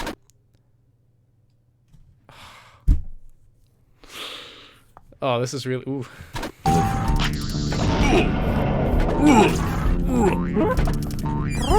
You are sexy lady. I secretly hate tentacles. Actually. This You game are is sexy oddly lady. difficult. Okay, so I'm learning how to play now. GTTF, go for it, bro. You are sexy lady. Go for it, bro. Do it, man. Wanna hear me try to pronounce Cthulhu? I know.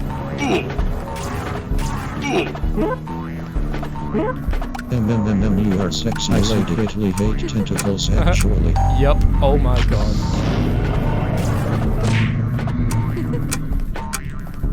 Want to fail to publish anywhere but weird tales? Of course. Oh my god.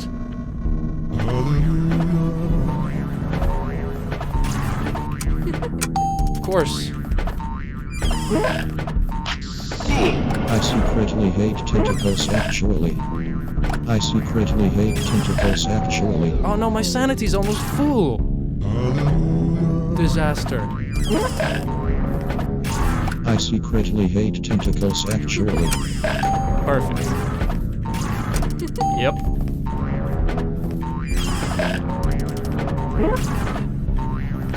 I secretly hate tentacles actually. Mm-hmm. That was something about Call of Cthulhu, Dark Corners of the Earth. Okay, those speech I bubbles are bad. secretly hate Green one's good. tentacles you are sexy lady.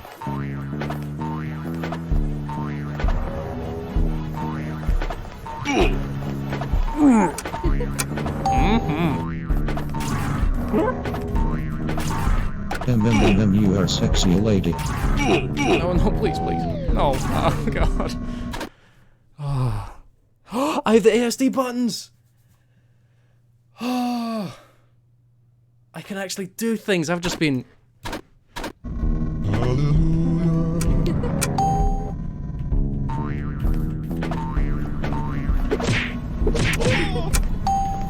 God, this is gonna make this so much easier. Oh, that was slide. I didn't mean to do that. I secretly hate tentacles actually.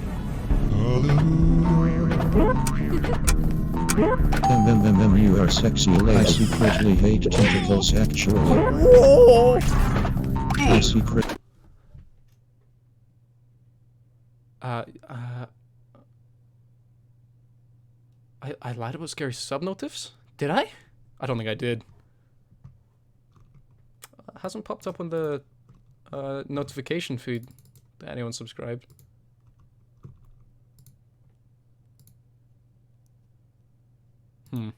Strange. I will sort it out when I'm finished with this one. Oh yeah, no, I can see that my subscriber count's actually gone up, but for whatever reason it hasn't popped up with the notification. Weird. Cool. I pressed off the screen. Bad news. We're good. Italy hate tentacles actually.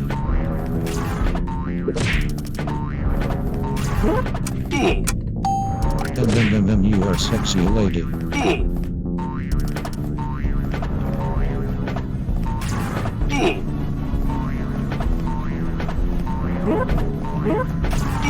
I secretly hate tentacles actually.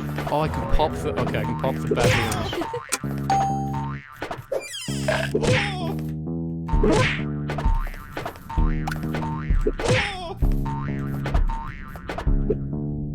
Oh no, it's cool, AJ. I mean, I'd like to know if they're not working. You are sexy lady. I don't want people to feel I robbed. secretly hate tentacles actually. I secretly hate tentacles actually.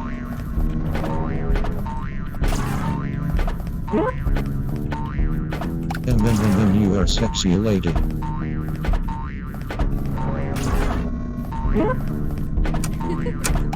You are sexy lady.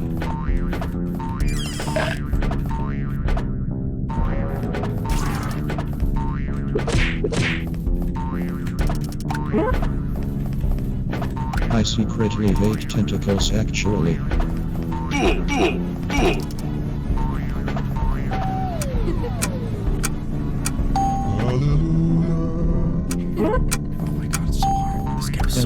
You are sexy lady. I thought it was gonna get so much easier after I learned how to punch. Oh, no, no.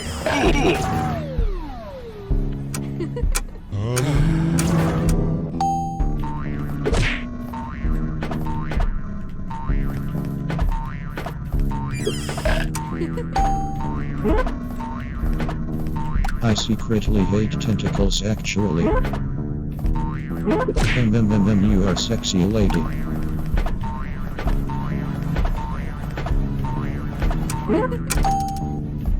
I secretly hate tentacles actually. I secretly hate tentacles actually.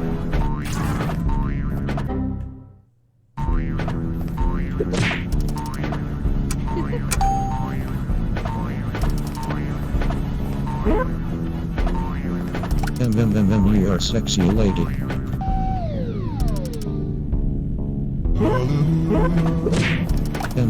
You are sexy lady.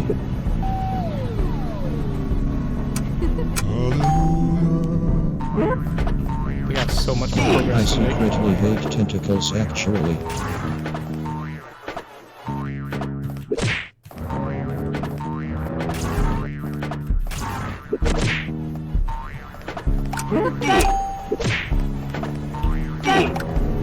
Oh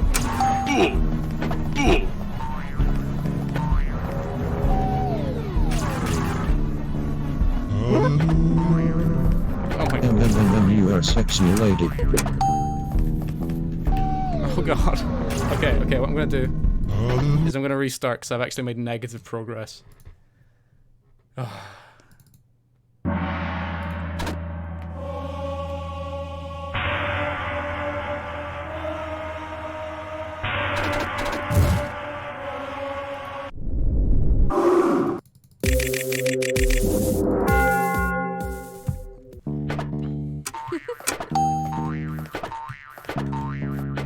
Remember when the game looked like this? I secretly hate tentacles actually. I secretly hate tentacles actually.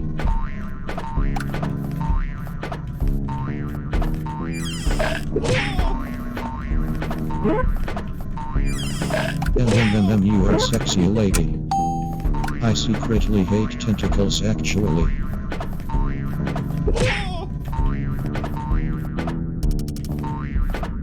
Oh no.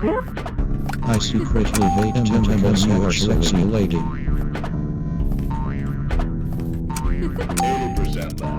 80% left.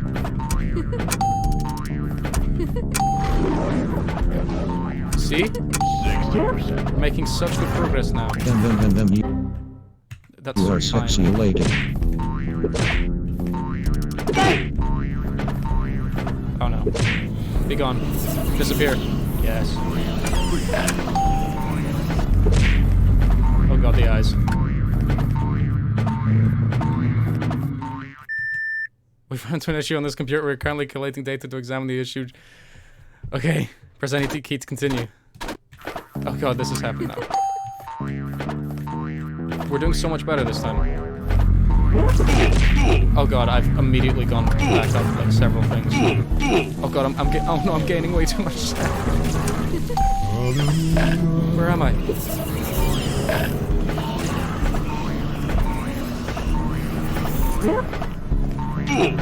And then you are sexy lady. Oh god.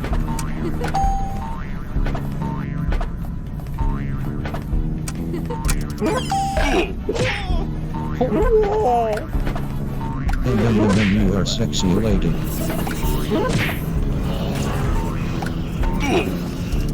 I was robbed. I was robbed.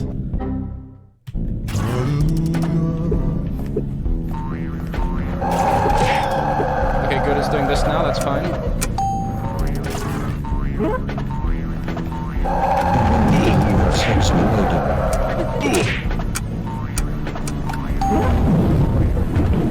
And then you are sexy lady. Kinda like what she turned into. Oh, she's gone back away from me. And then you are sexy lady. Oh, nice. Turned into evil clown woman. And then you are sexy lady.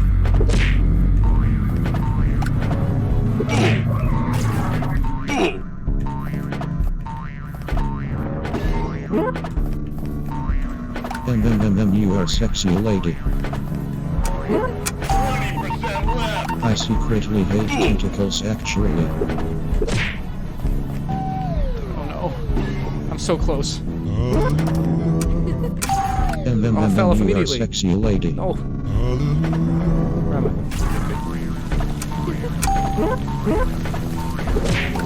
And then you are sexy lady. I think I'm there. And then you are sexy lady. I think I've reached no sanity. Yes. This is good. And then you are sexy lady.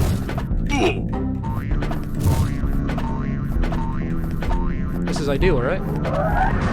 Oh my god. This is a boss fight. I might know we're doing a Cthulhu boss fight. Is that what's happening?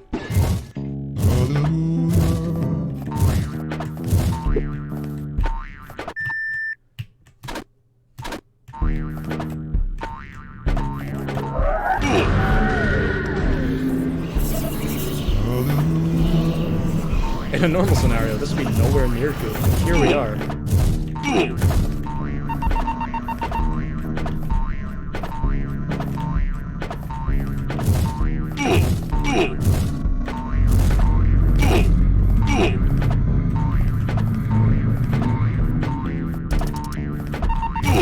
there a goal at this point? Do I have an objective?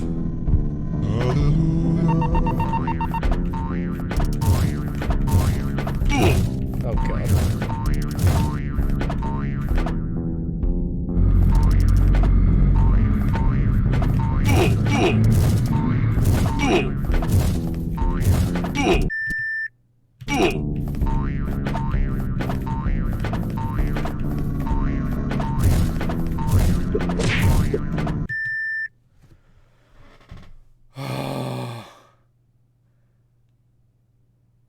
You think you have to punch the things back?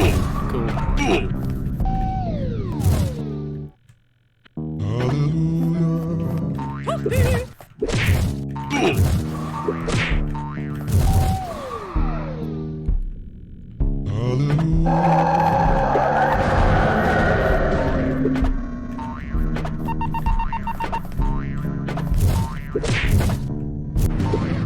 I got him. I killed Cthulhu. I did it. Am I the best? Congratulations! Oh. We're not. Twitch won't like those. We did it.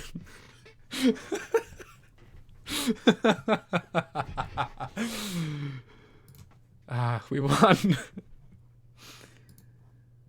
I'm a head out. Right, I believe we only have one left, but let me just double check. Because the gems hosted. Bad Lovecraft jam. So we've played Necrobox, Cthulhu Time, Miskatonic Brain Drain, which is the one we were just doing, by Matt Prower, Rillier Assault, Mr. Longarm's Village, Attack of the Flying Polyps, Infatuated Innsmouth, and now we just have Night of the Beholder, which is Claymore's game, if Claymore is still around, which I believe she still is.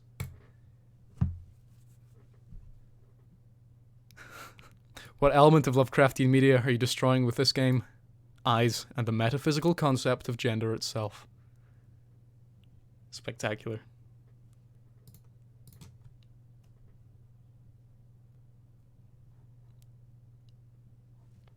Let's see if I can full screen this. I can! Woo!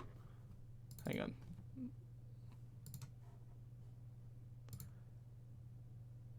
That's very strange. When I click off of my screen, it goes full screen for you guys. There we go. Ooh. I have high expectations for this one. Yeah. Thoughts on the Crayman from Thief? Cool little fish boys. Right. Preferences. I think this is like quite a popular visual novel program. I don't think I've used anything with it before though. Right. Let's start. It's a little guy. You've been a member of the Cult of the Beholder for a long time now. You can't even remember exactly how you joined the cult anymore, but you have a feeling you should have listened to your parents when they told you not to meet up with strangers from the internet. Not joining that cult was a bad decision, really. The cult has treated you pretty well. You get free food, a free bed, and all you need to do is clean up the headquarters and sometimes do chores for the Beholder. Moreover, everyone in the cult gets free healthcare. What more could you ask for? And Beholder is such a cool god that you don't even need to make human sacrifices for him. What a guy. And today was a normal day at the cult when you suddenly got called by the High Priest. Beholder wanted to see you. What could Beholder possibly need from an unassuming minion like you? The possibilities rushed through your mind. Maybe you were getting a promotion. No more mopping up floors for you. Maybe you'd even get something to eat other than fish for lunch and dinner every single day. Or maybe he has top secret, super important missions for you. But if that was the case, why wouldn't he just call one of the priests? No point speculating. You make your way to his chambers. Oh, this is cool. As you get closer, the commanding voice calls out to you from the darkness of the chamber. Minion? Oh my god, that's him. He said your name. Minion.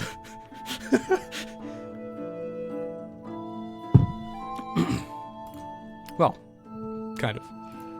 You kneel down in the middle of the hallway, awaiting your master's commands. I have called you here, Minion, for a mission of utmost importance. You knew. Out of all the minions in the cult, you have been randomly chosen to assist me today. Oh. And you better appreciate it. Yes, sir. Actually, talking to you like this is kind of awkward, so I'm going to come out of my chambers. Don't be afraid. Oh my god, you're going to be able to lay your eyes upon Beholder's beautiful visage. And sure, there's some kind of irony there, but you're too excited to think too hard about it. It's him. This is it. And also, surprisingly, he's in his human body. So, as I'm sure you can guess from the fact that I'm in my puny humanoid form, we're going to have to go outside, unfortunately. I do not enjoy walking among the filthy, smelly, and honestly downright disgusting humans, but like I said, this is an extremely important mission. I'm loath to say that the cult's influence has been getting weaker and weaker, so we need to get people's eyes back on me fast. By the time we're done today, all of humanity will, hopefully, have gone insane. Tentacle hair is wonderful. I love it. This guy's whole design is spectacular. Gone insane from beholding my beautiful form, and our cult will be stronger than any other on this little rock. You're so ready for this. Others in your position might have questioned the morality of trying to drive all of humanity insane for the whims of an uncaring eldritch god, but you have no qualms when it comes to dooming humanity for your master. Anything for him. Remember, free healthcare. I will spare you the details of my master plan for now, but everything relies on the first step. First of all, we'll have to seek out the most powerful resource of all. Money.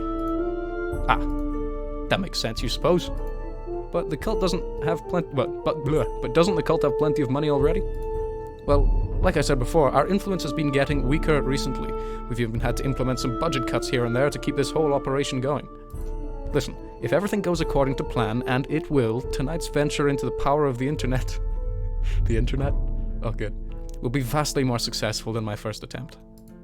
This time I won't spend a dime on virtual currency. You're sure Beholder knows what he's doing? Alright, let's head outside.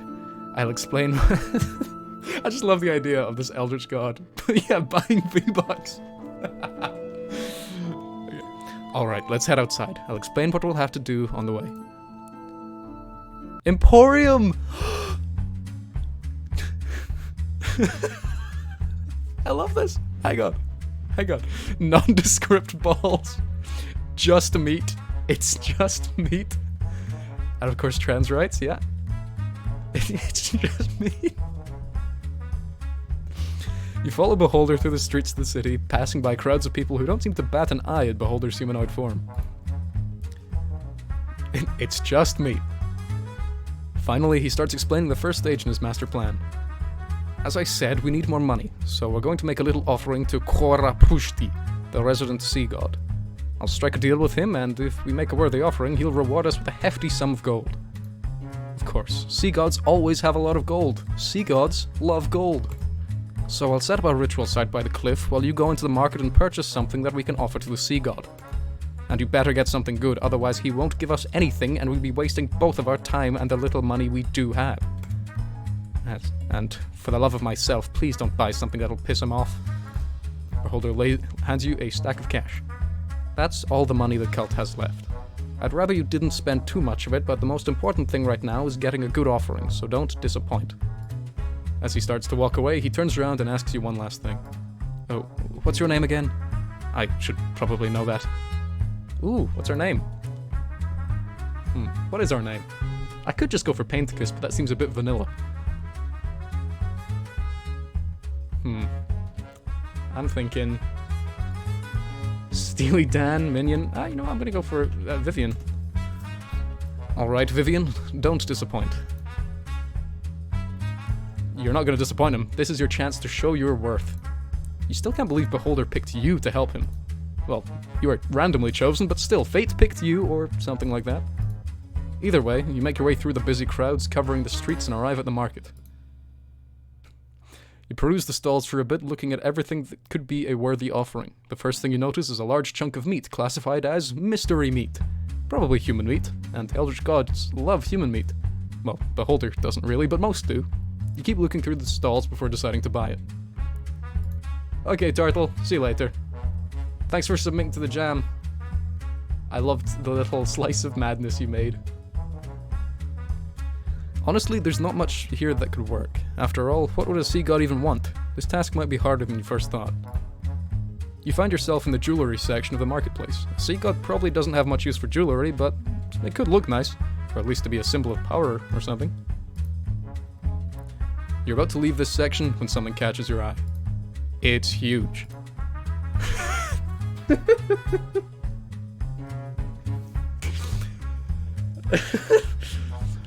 A life-size replica of the Venus de Milo statue. And it's extremely expensive, as you would expect. But this could be it. If you had a life-size replica of a statue like this, it would impress all your friends, so of course a god would want it. All the other gods would be insanely jealous. But it's so expensive. You keep looking through the marketplace for now. As you walk through the market, someone pulls you over. A man offering to sell you a wristwatch. It doesn't look terribly impressive, but it's not too expensive either. And it's waterproof. That's cool, you suppose. You're not sure. Don't buy it, it's a red herring. The watch or the statue? Because I'm big into the statue. You're not sure if that would make a great offering, even if it can be used underwater, but you keep it in mind. You pass by the book fair wondering if a sea god would have a use for a book. Both? Ooh. There are all the famous grimoires, of course, but you doubt any of those are being sold here. Monster Hunter Manual Volume 1. This is such a cute little drawing. One book does catch your interest. A monster hunting manual. That could certainly be useful for a sea monster, right? Maybe a bit insensitive, though. Finally, you decide you spent way too much time on this. Beholder? Beholder has probably prepared the ritual already, so you should buy something. You've narrowed down your choices to 4 objects. The mystery meat, the Venus statue, the wristwatch, and the monster hunting manual. Which will it be? I mean, it has to be the Venus replica, right? I mean, we were told not to spend all of our money, but it's the Venus replica. It's the only choice, really. Even if it costs you most of your money, you'll still make a profit, right? And you need to impress the sea god, after all. Wait, can a sea god even appreciate human art? Beholder does, at least. Of course, this sea monster isn't nearly as sophisticated as your dear god, but even he has to appreciate it. Try to grab the statue when you realize your mistake. It's a life-size replica. This thing towers over you. There's absolutely no way you can carry this. You could wait for Beholder and have him do it. No, he hasn't trusted you with this task, and you chose this offering, which means you will take it, no matter how skinny and weak your arms are. After a bit of struggling, you find a way to carry the statue with you. It's kind of blocking your vision, but you're absolutely sure that it won't have any negative consequences. As you're slowly walking around through the market, you hear a familiar voice. It doesn't sound pleased. What are you carrying? Beholder. He sure sounds impressed. Not in a good way, but impressed nonetheless. How much did that cost? You don't really want to say. You know the whole point of this ritual is for us to make money, right? You're sure you'll make a profit, you've got this whole thing sorted out. In reality, you don't, but it's important to be optimistic. Oh my god. Well, we're not taking this thing back, so we might as well offer it now that you've bought it. But you're gonna have to keep carrying it. You try to follow Beholder through the busy streets of the city, when you come back to an obstacle you did not think about. Stairs. Beholder, like anyone that isn't carrying a life-size replica of the Venus de Milo statue, effortlessly walks up the stairs. Unfortunately for you, you don't fit into the category of anyone that isn't carrying a life-size replica of the Venus de Milo statue, which is a category that you would never expect to be in, but here you are. Well, come on. And you certainly try. With every step you take up the stairs, you can feel both your leg and arm muscles start to give out. But you don't give up. You used all of Beholder's money for a good cause, and you're sure of it. By the time you're done with these stairs, you're going to be ripped. Ripped in a good way, you hope. Beholder looks back at you, clearly annoyed at how long this is taking. You take another step. Please hurry. You've already upset me, and I don't want Kroa Prushti to get upset as well because of you. Oh man, the pressure's really on you now. Both in a metaphorical sense and in a literal sense, this statue is really heavy. At this point, you don't know what's worse. Beholder's look of utter disappointment or the statue's constant gaze. This thing has not stopped looking at you for this entire journey, and it's not like you can turn around now. What's it thinking anyway? Stupid statue. Thinks it can judge you? Well, look who's a rock. That's right, buddy, it's not you. It's the statue. You think the exhaustion might be getting to you a bit. Nevertheless, you're almost at the top of the stairs. Your entire body is at its limit. You feel like at any moment your arms and legs could snap under the pressure, but you make a final push. Suddenly, all the weight is lifted off your arms, and the weight is lifted off your entire body. You feel like a feather in the wind. Oh my god, you're falling. Did someone trip you? Did you trip on a small rock on the ground? Is this payback for previously offending all of rock kind? Before you can realize what happened, you crash down on the stairs. You feel pressure coming from all directions. It's all coming tumbling down, tumbling down, tumbling down. For a split second, you see Beholder running down as you hit the bottom of the staircase, before your vision is obscured by a familiar marble silhouette. And as it looms over you, you gaze into its eyes one last time, and it gazes back. Then, it all comes tumbling down.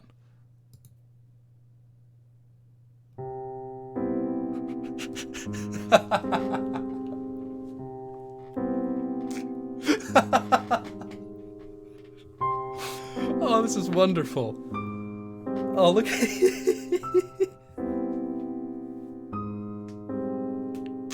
We'll drive you insane for it. Oh, that's so good. We're going through again. Actually, we might have a.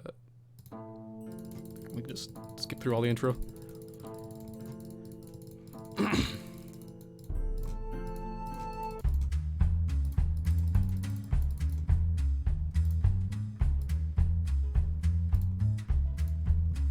Her name is Vivian 2. Alright, Vivian 2, don't disappoint.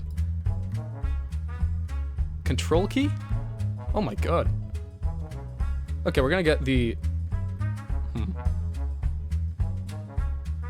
Waterproof watch. Yeah, this seems like the right choice. After all, how can fish people even know what time it is when they're in the depths of the ocean most of the time? Maybe they have a specialized fish person hired to come up from the surface every now and then to see where the sun or moon are, and inform all the other fish people? That doesn't seem very practical. Maybe they hire a human who just sits on a boat 24/7 and sends messages down to the fish people every 5 or 10 minutes or something like that? But would the fish people like to have an outsider stealing their jobs? Not that any fish person would even want that job, they're not big fans of the surface, but the job would be stolen by a human nonetheless. You try not to think too hard about the implications this gift could have on fish politics and deep sea economy, and just decide to make your way to the cliff already. Finally, you arrive at the cliff where the ritual will take place. The waves crash onto the rocks far below you, and you can feel something deep below the waters. On the dark grass there is a ritual circle with candles and an assortment of objects. You don't really know how this kind of magic works, but you're sure Beholder knows what he's doing. Ah, you're here. What did you get? A wristwatch? Is this really the offering you picked? You explain to him that actually it's a waterproof wristwatch. He doesn't seem convinced though. You didn't want to do this, but it looks like you have to lay down some facts here. You start going over current socio-economic state of the deep ocean and how a watch could change everything for the fish people. You're making it all up, you have no idea what goes on under the sea, but it seems to convince Beholder, in a way. Alright, I get it. I guess we might as well try this. The ritual is ready, all you have to do is throw it in. You're not particularly fond of heights, but you're confident this will work. You shuffle up to the edge of the cliff and drop the watch into the rolling waves below. For a few seconds, nothing happens. You look at Beholder, expectantly, but he seems just as worried. Suddenly, the waves start moving again, and a massive tentacle rises out of the water holding a large chest. It drops on the grass and recedes back into the depths of the ocean. Beholder chips off the barnacles attached to the chest's lock and opens up to reveal glittering gold inside. Thousands of shining coins are piled inside the chest. Haha, looks like you did it. Good job, Vivian 2. With all this money, I can finally set this grand plan into motion and conquer the internet. More than being happy with the successful outcome, you're just glad Beholder appreciated your efforts. The big pile of money is also cool, though. Now that the first step of the plan has been completed, I suppose I should actually explain what my plan is, Vivian 2. First, we're going to buy a nice suit for myself. I'm going to have to look sharp if this plan really is to work. What about the rest of the gold, Beholder? I hear you asking. What about the rest of the gold, Beholder? Oops, what have I done? Then we'll use the rest of the money to commission an artist to paint my horrifying visage. We'll post the painting on social media, send it to celebrities, spam random people with emails telling them that if they don't send that image to other people, their goldfish will die at 3 a.m. Whatever it takes to get that image online. Knowing the internet, that sounds like a foolproof plan that will absolutely work. By gum, you're in. Great. Now let's go pick a nice suit back at the market.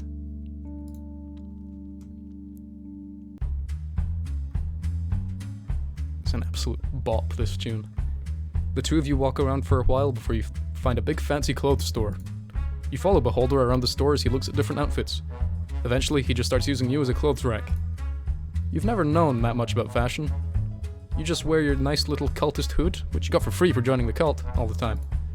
You do wash it, of course, it's just that you have multiple versions of the same hoodie, so you can always show your appreciation for Beholder and the cult. Still, you know how important clothing is, especially if you're pulling off a grand plan like this. After a while, Beholder finally picks out 2 suits. Alright, so I've narrowed my choices down to 2 suits. Oh, I love this! Oh, this is spectacular. First, there's this one. What do you think? You like the eyes all over the suit? It really reinforces Beholder's whole shtick. The purple is perfect hue, and a top hat is a great addition. You think it's perfect. The top hat is an excellent addition. Right, there's also this one. Thoughts? It's a lot less garish than the first one. Simple pattern, pleasant colors, and the bow tie is an amazing accessory. You think it's perfect. You can't say both are perfect. I need to choose one. Which do you think fits me best, Vivian 2?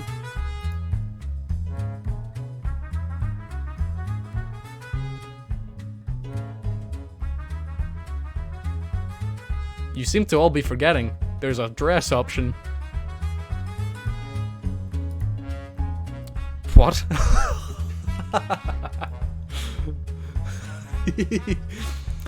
Yeah, you clearly saw him looking at the dresses a lot when the two of you were walking around the store. Why not try a couple on? That would absolutely not be fitting for an eldritch god like me. You're not sure why not? Because? But since you're the protagonist, I'll try some on. You're not sure what he's talking about there, but he scurries off to look through some dresses. Being an eldritch god trying to dress like a human must be pretty weird. With the whole gender deal, you mean? Not even sure if he has genitals. You wonder. Maybe you shouldn't be wondering about that kind of stuff. After a few minutes, he returns. So, you think he looks great. Of course, Beholder would look great no matter what he's wearing, but right now, he looks especially great. Still, it's not right.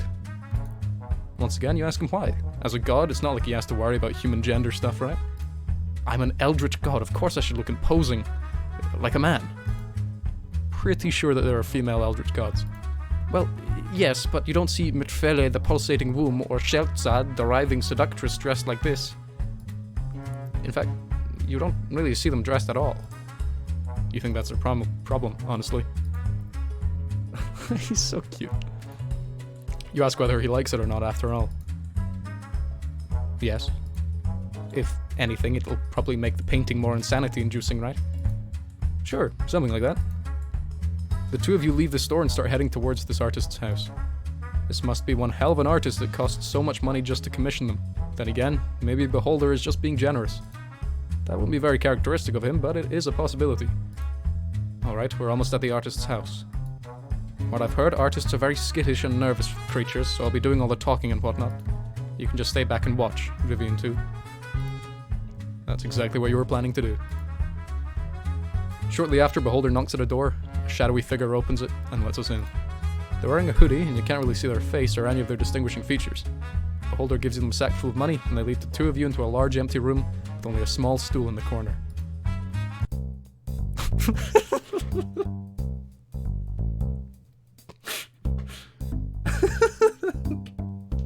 Good. Yeah, good.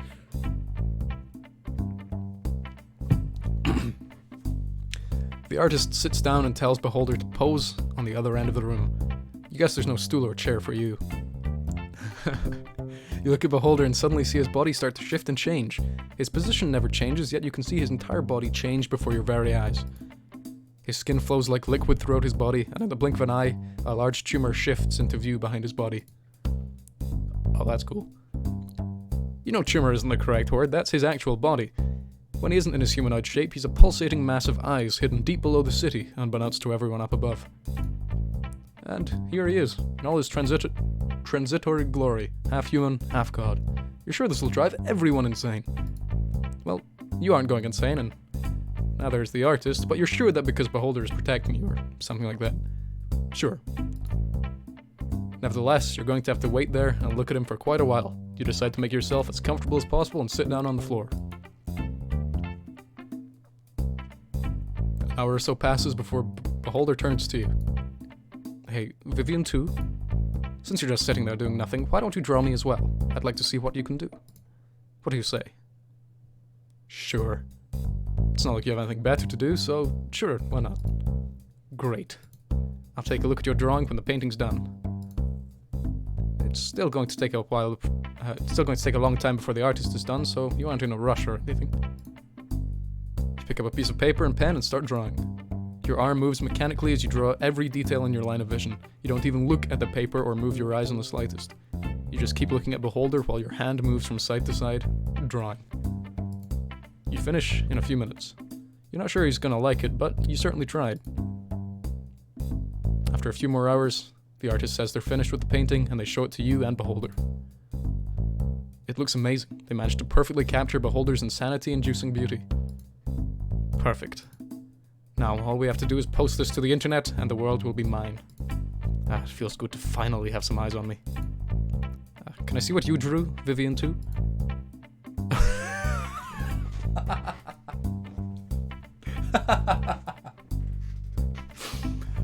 you had Beholder your drawing. You really hope he likes it.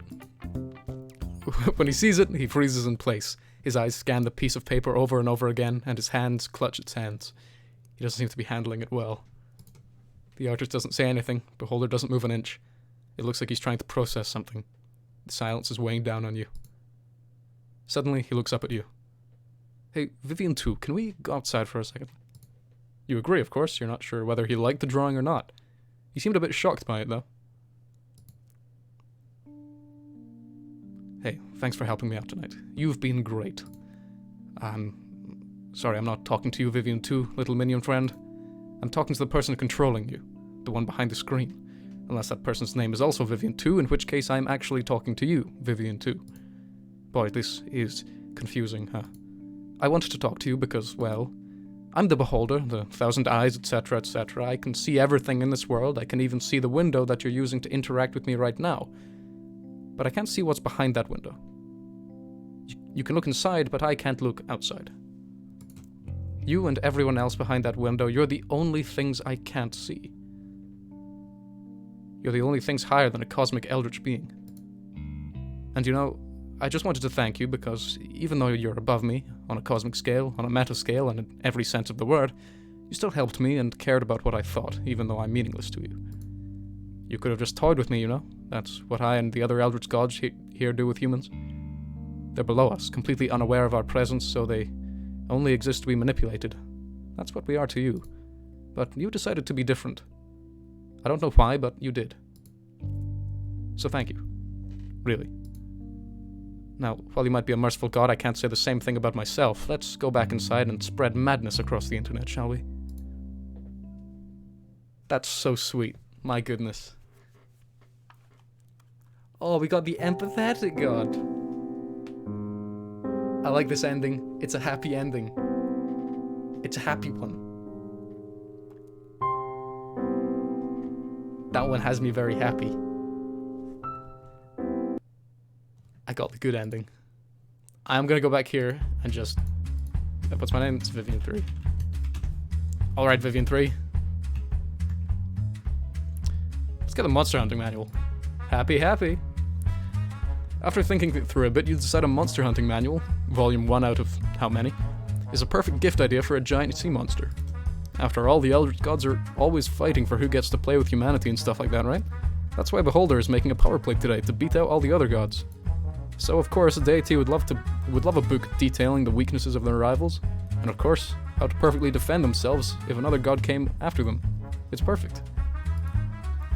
Although, maybe it's a bit offensive to mention, to offer a monster hunting manual. Nope, you're sure this is a great plan. What could go wrong? To the ritual site. Ah, you're here. What did you get? Monster hunting manual? Volume 1? Uh-oh, Beholder does not like this. You start getting worried. Hang on, let me read through this a second. He opens the book and quickly flips through the pages. You can see his eyes faintly glow red for a second before he closes the books and hands it back to you. Alright, I'm done. You can throw it in.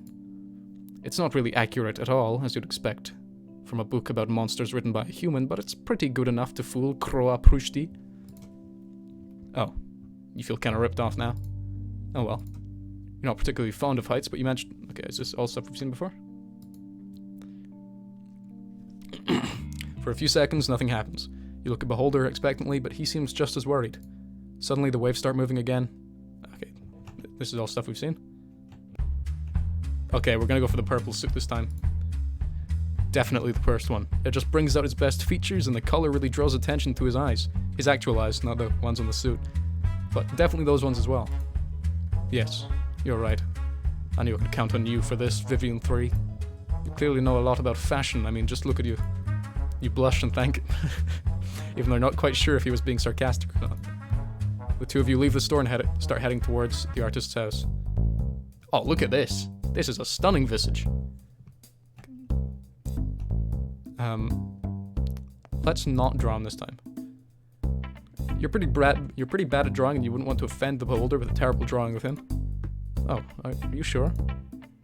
It's fine if you don't draw me well. I'd just love to see what you could do. You insist. You really are dreadful. Ah, well, alright. He seems a bit saddened. Aw.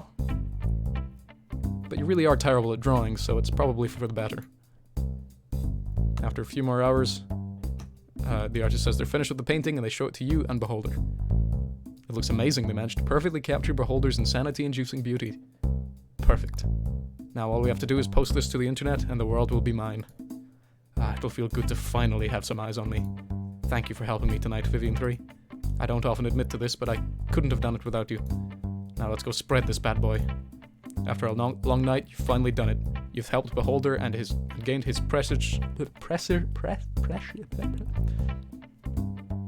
I swear I can speak when I want to. Gained his precious approval and validation. Feels good. Sure, all of humanity will be driven insane if his plan actually works, but that doesn't matter. It was all totally worth it.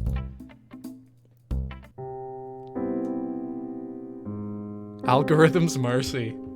Oh, that's a good name for it.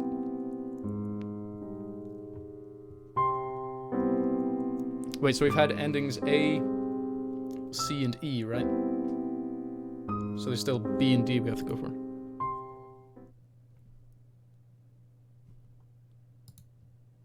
Ace.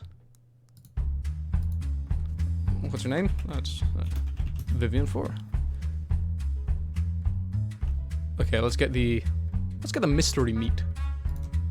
Of course, the meat is the right choice. Everybody knows a flesh sacrifice is the best kind of sacrifice, especially if it's human meat. You have a sneaking suspicion that's exactly what this is. You've dealt with enough mystery meat in the past to know. The chunks of meat emanate a putrid smell. They've probably been out in the sun a whole day without anyone to buy it.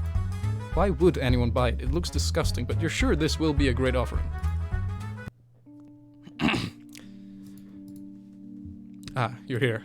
What is that smell? Mystery meat? No, don't open the bag, please. I don't need to see it. The ritual is ready. All you need to do is throw the bag into the sea. Whenever you're ready. You were hoping you wouldn't have to do this. You're not particularly fond of heights. Can't Beholder do it instead? Wait, no, he chose you for this. You can't let him down no matter what. You're gonna have to throw this meat sack into the sea, and that fish god is gonna love it. Here it is. You're gonna do it. Let's go. Ah! You throw on the sack with all your might into the ocean, almost falling in yourself. It was a good throw, you think? A solid 6 out of 10? Nice throw there. Hell yes. Even if your throw wasn't all that amazing, you got validation from Beholder, which is all you really need. I don't like this silence. Yeah, it's been pretty quiet since you threw your offering in the water. You've never done this before, so you weren't sure if it was supposed to take this long, but now the beholder has pointed out, you're kind of worried. Suddenly, the ground before you starts to rumble, the waves grow higher and crash against the cliffside. You feel this isn't supposed to be happening. This is not good. Uh-oh. Just what kind of meat was that, exactly? Mystery meat. You don't know. That's the whole point of it being mystery meat. Please tell me that wasn't fish meat you just threw in there. Uh-oh.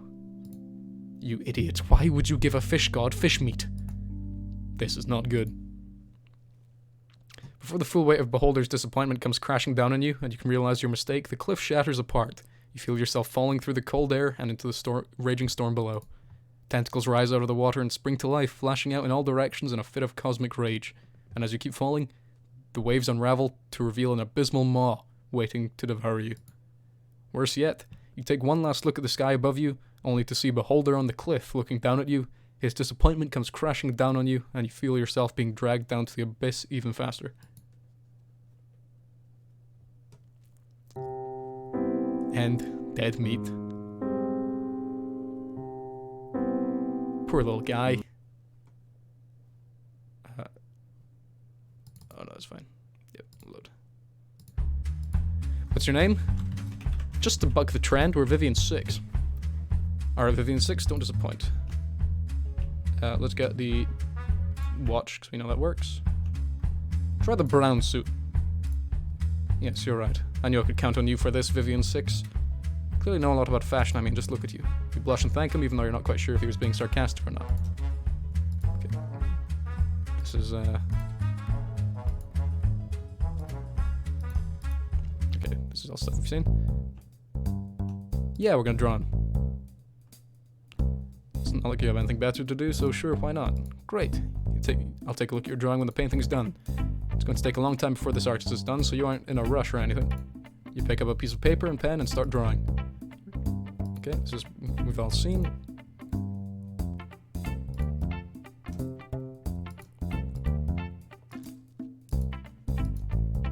You hand Beholder your drawing. You really hope he likes it. When he sees it, he freezes in place. His eyes scan the piece of paper over and over again. His hands clutch its ends. He doesn't seem to be handling it well. The artist doesn't say anything. Beholder doesn't move an inch. It looks like he's trying to process something. The silence is weighing down on you. You stare into his eyes, trying to understand what he's thinking, when suddenly you see it. He snaps. He rips the paper in half. You're trying to torment me. Huh. Is that it? You have no idea what he's talking about. You don't see what you did wrong. All you did was draw what you could see. I know you know what I am. What all this is. I know you know I'm just a character in a story, which you're pushing forward. I'm the Beholder. I can see everything. I can see the little window you're using to stare me down, a one-way window which I'll never be able to break through, but I know it exists, and you're mocking me through it now. Well, if you want to acknowledge that this is just a story, then... Suddenly, he leaps at the artist and starts punching him. He claws out the artist's skin and rips off his limbs. The room is covered in blood. You're covered in blood. You don't know what's going on, right? He's gone insane, and all he did is draw what you saw, and it drove him insane. You never wanted this to happen. It's quite a grim visage. He rises from the pile of meat, bone, and viscera that was once the artist, and once again turns to you. It's just a story, right? Just a character? That's what you're thinking, isn't it? Before you can even react, he lunges at you, pinning you to the ground. He starts tearing you apart limb by limb. The pain is immeasurable. You're not even sure if you're really feeling it. By the time he's done with you, you're no more than a pile of gore on the floor. Yet you're still alive, just barely clinging to life by a hair. He stands over you. You can't say anything. Oh, God. I can see everything. I knew you existed all along. I knew you looked down on me, and I was willing to accept that, but you just had to mock me with your meta-superiority. And it's not like it matters to you, does it? You've made a wrong decision, and you'll go back and make a different decision, won't you? But you've been staring at me the whole time, and now I've stared back.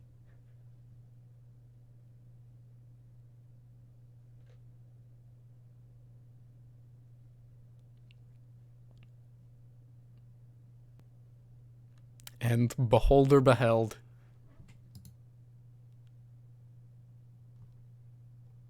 My goodness.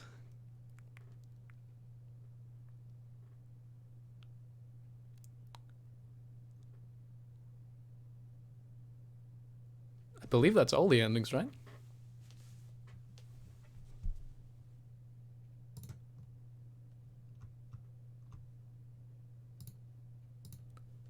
That was spectacular.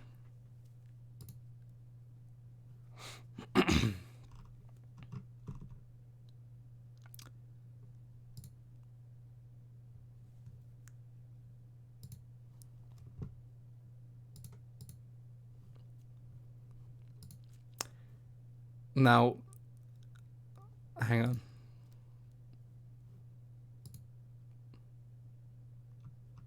Oh, I can just remove things from Game Jam. Whew, that would be cruel.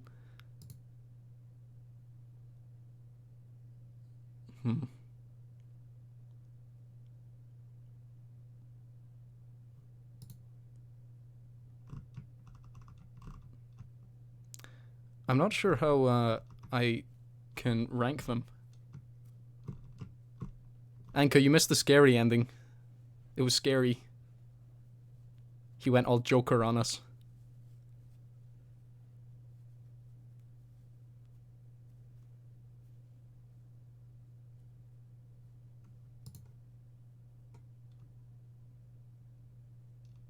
Oh, and I can see all the people who haven't submitted anything.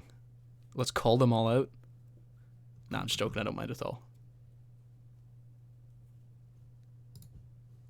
Right, well, let's have some closing notes before we go back and do some of the other ones again.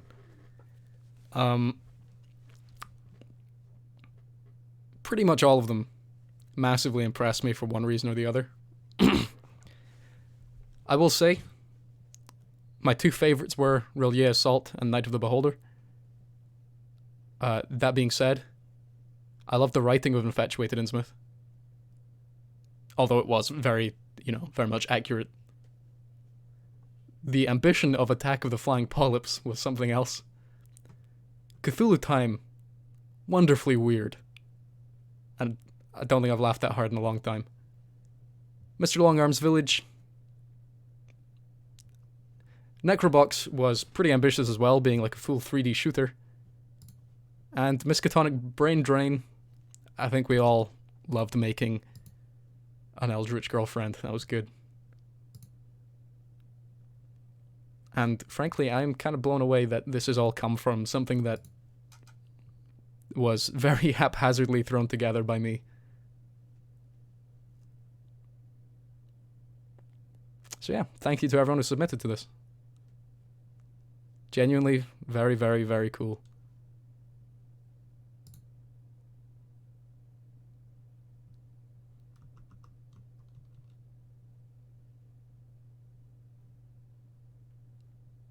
I'm just trying to figure out how to, rate these things now. Oh well, I'll get to that in my own time. That's that done. Is there any of the games you guys want to see again? Oh, actually, there is one thing I need to do. Erlotto, thank you for the follow.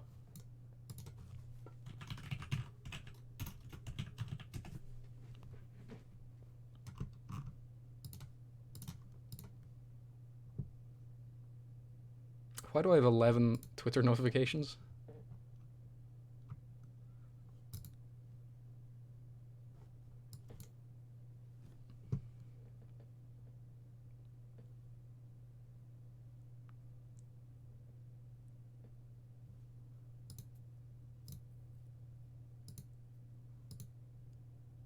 Unironically, absolutely adore this.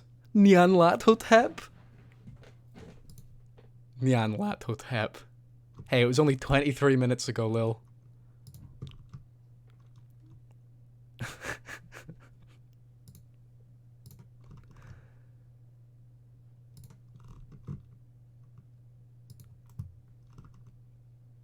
Spectacular. I love this. Right, so, I'll show you what the sub sound, or the sub notification is. That should have played earlier, but didn't.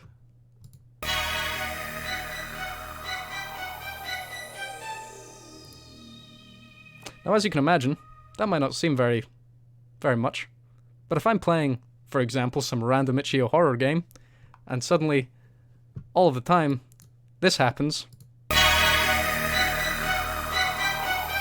it's going to get to me a little bit. And the martyr does roam free. Very correct. Actually, no, as we've now discovered, the martyr actually falls downstairs and crushes us. But that too is fine. I am going to also do similar things for the rest of the notifications. Currently, I've just got the basic ones, like this one. Well, to be fair, I added the creepy guy myself. That was one of the basic ones you can do. Donations. Got a creepy little sable eye doing his thing. Ain't that cute? I don't have a follow one. Creepy little sable eye again. Gotta love him.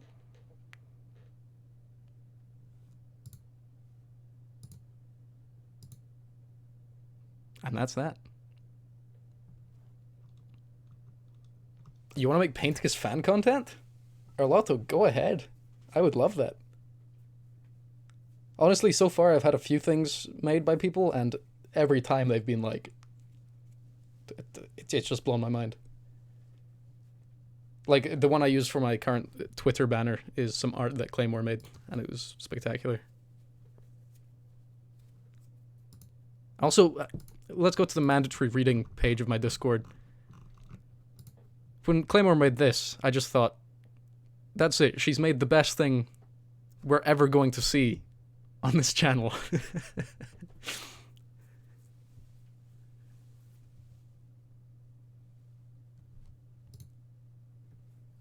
Ooh. Oh,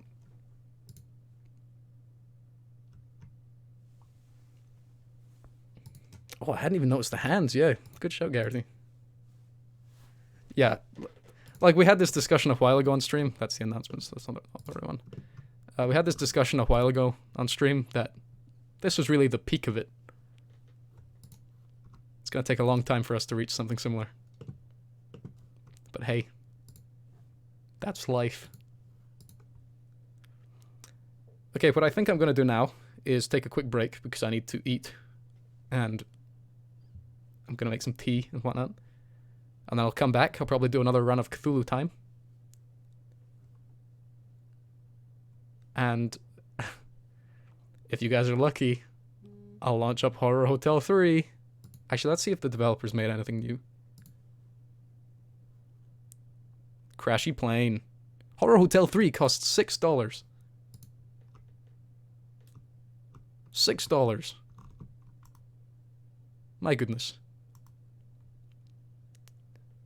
Is that a hotel horror reference? Anyway, for now, yes, I'm going to stop the stream just so it's easier for me to cut up the VOD and whatnot. And yeah, I'll be back in, let's say, an hour. If any of you are still around. And then I'll just do some random stuff. It'll be fun.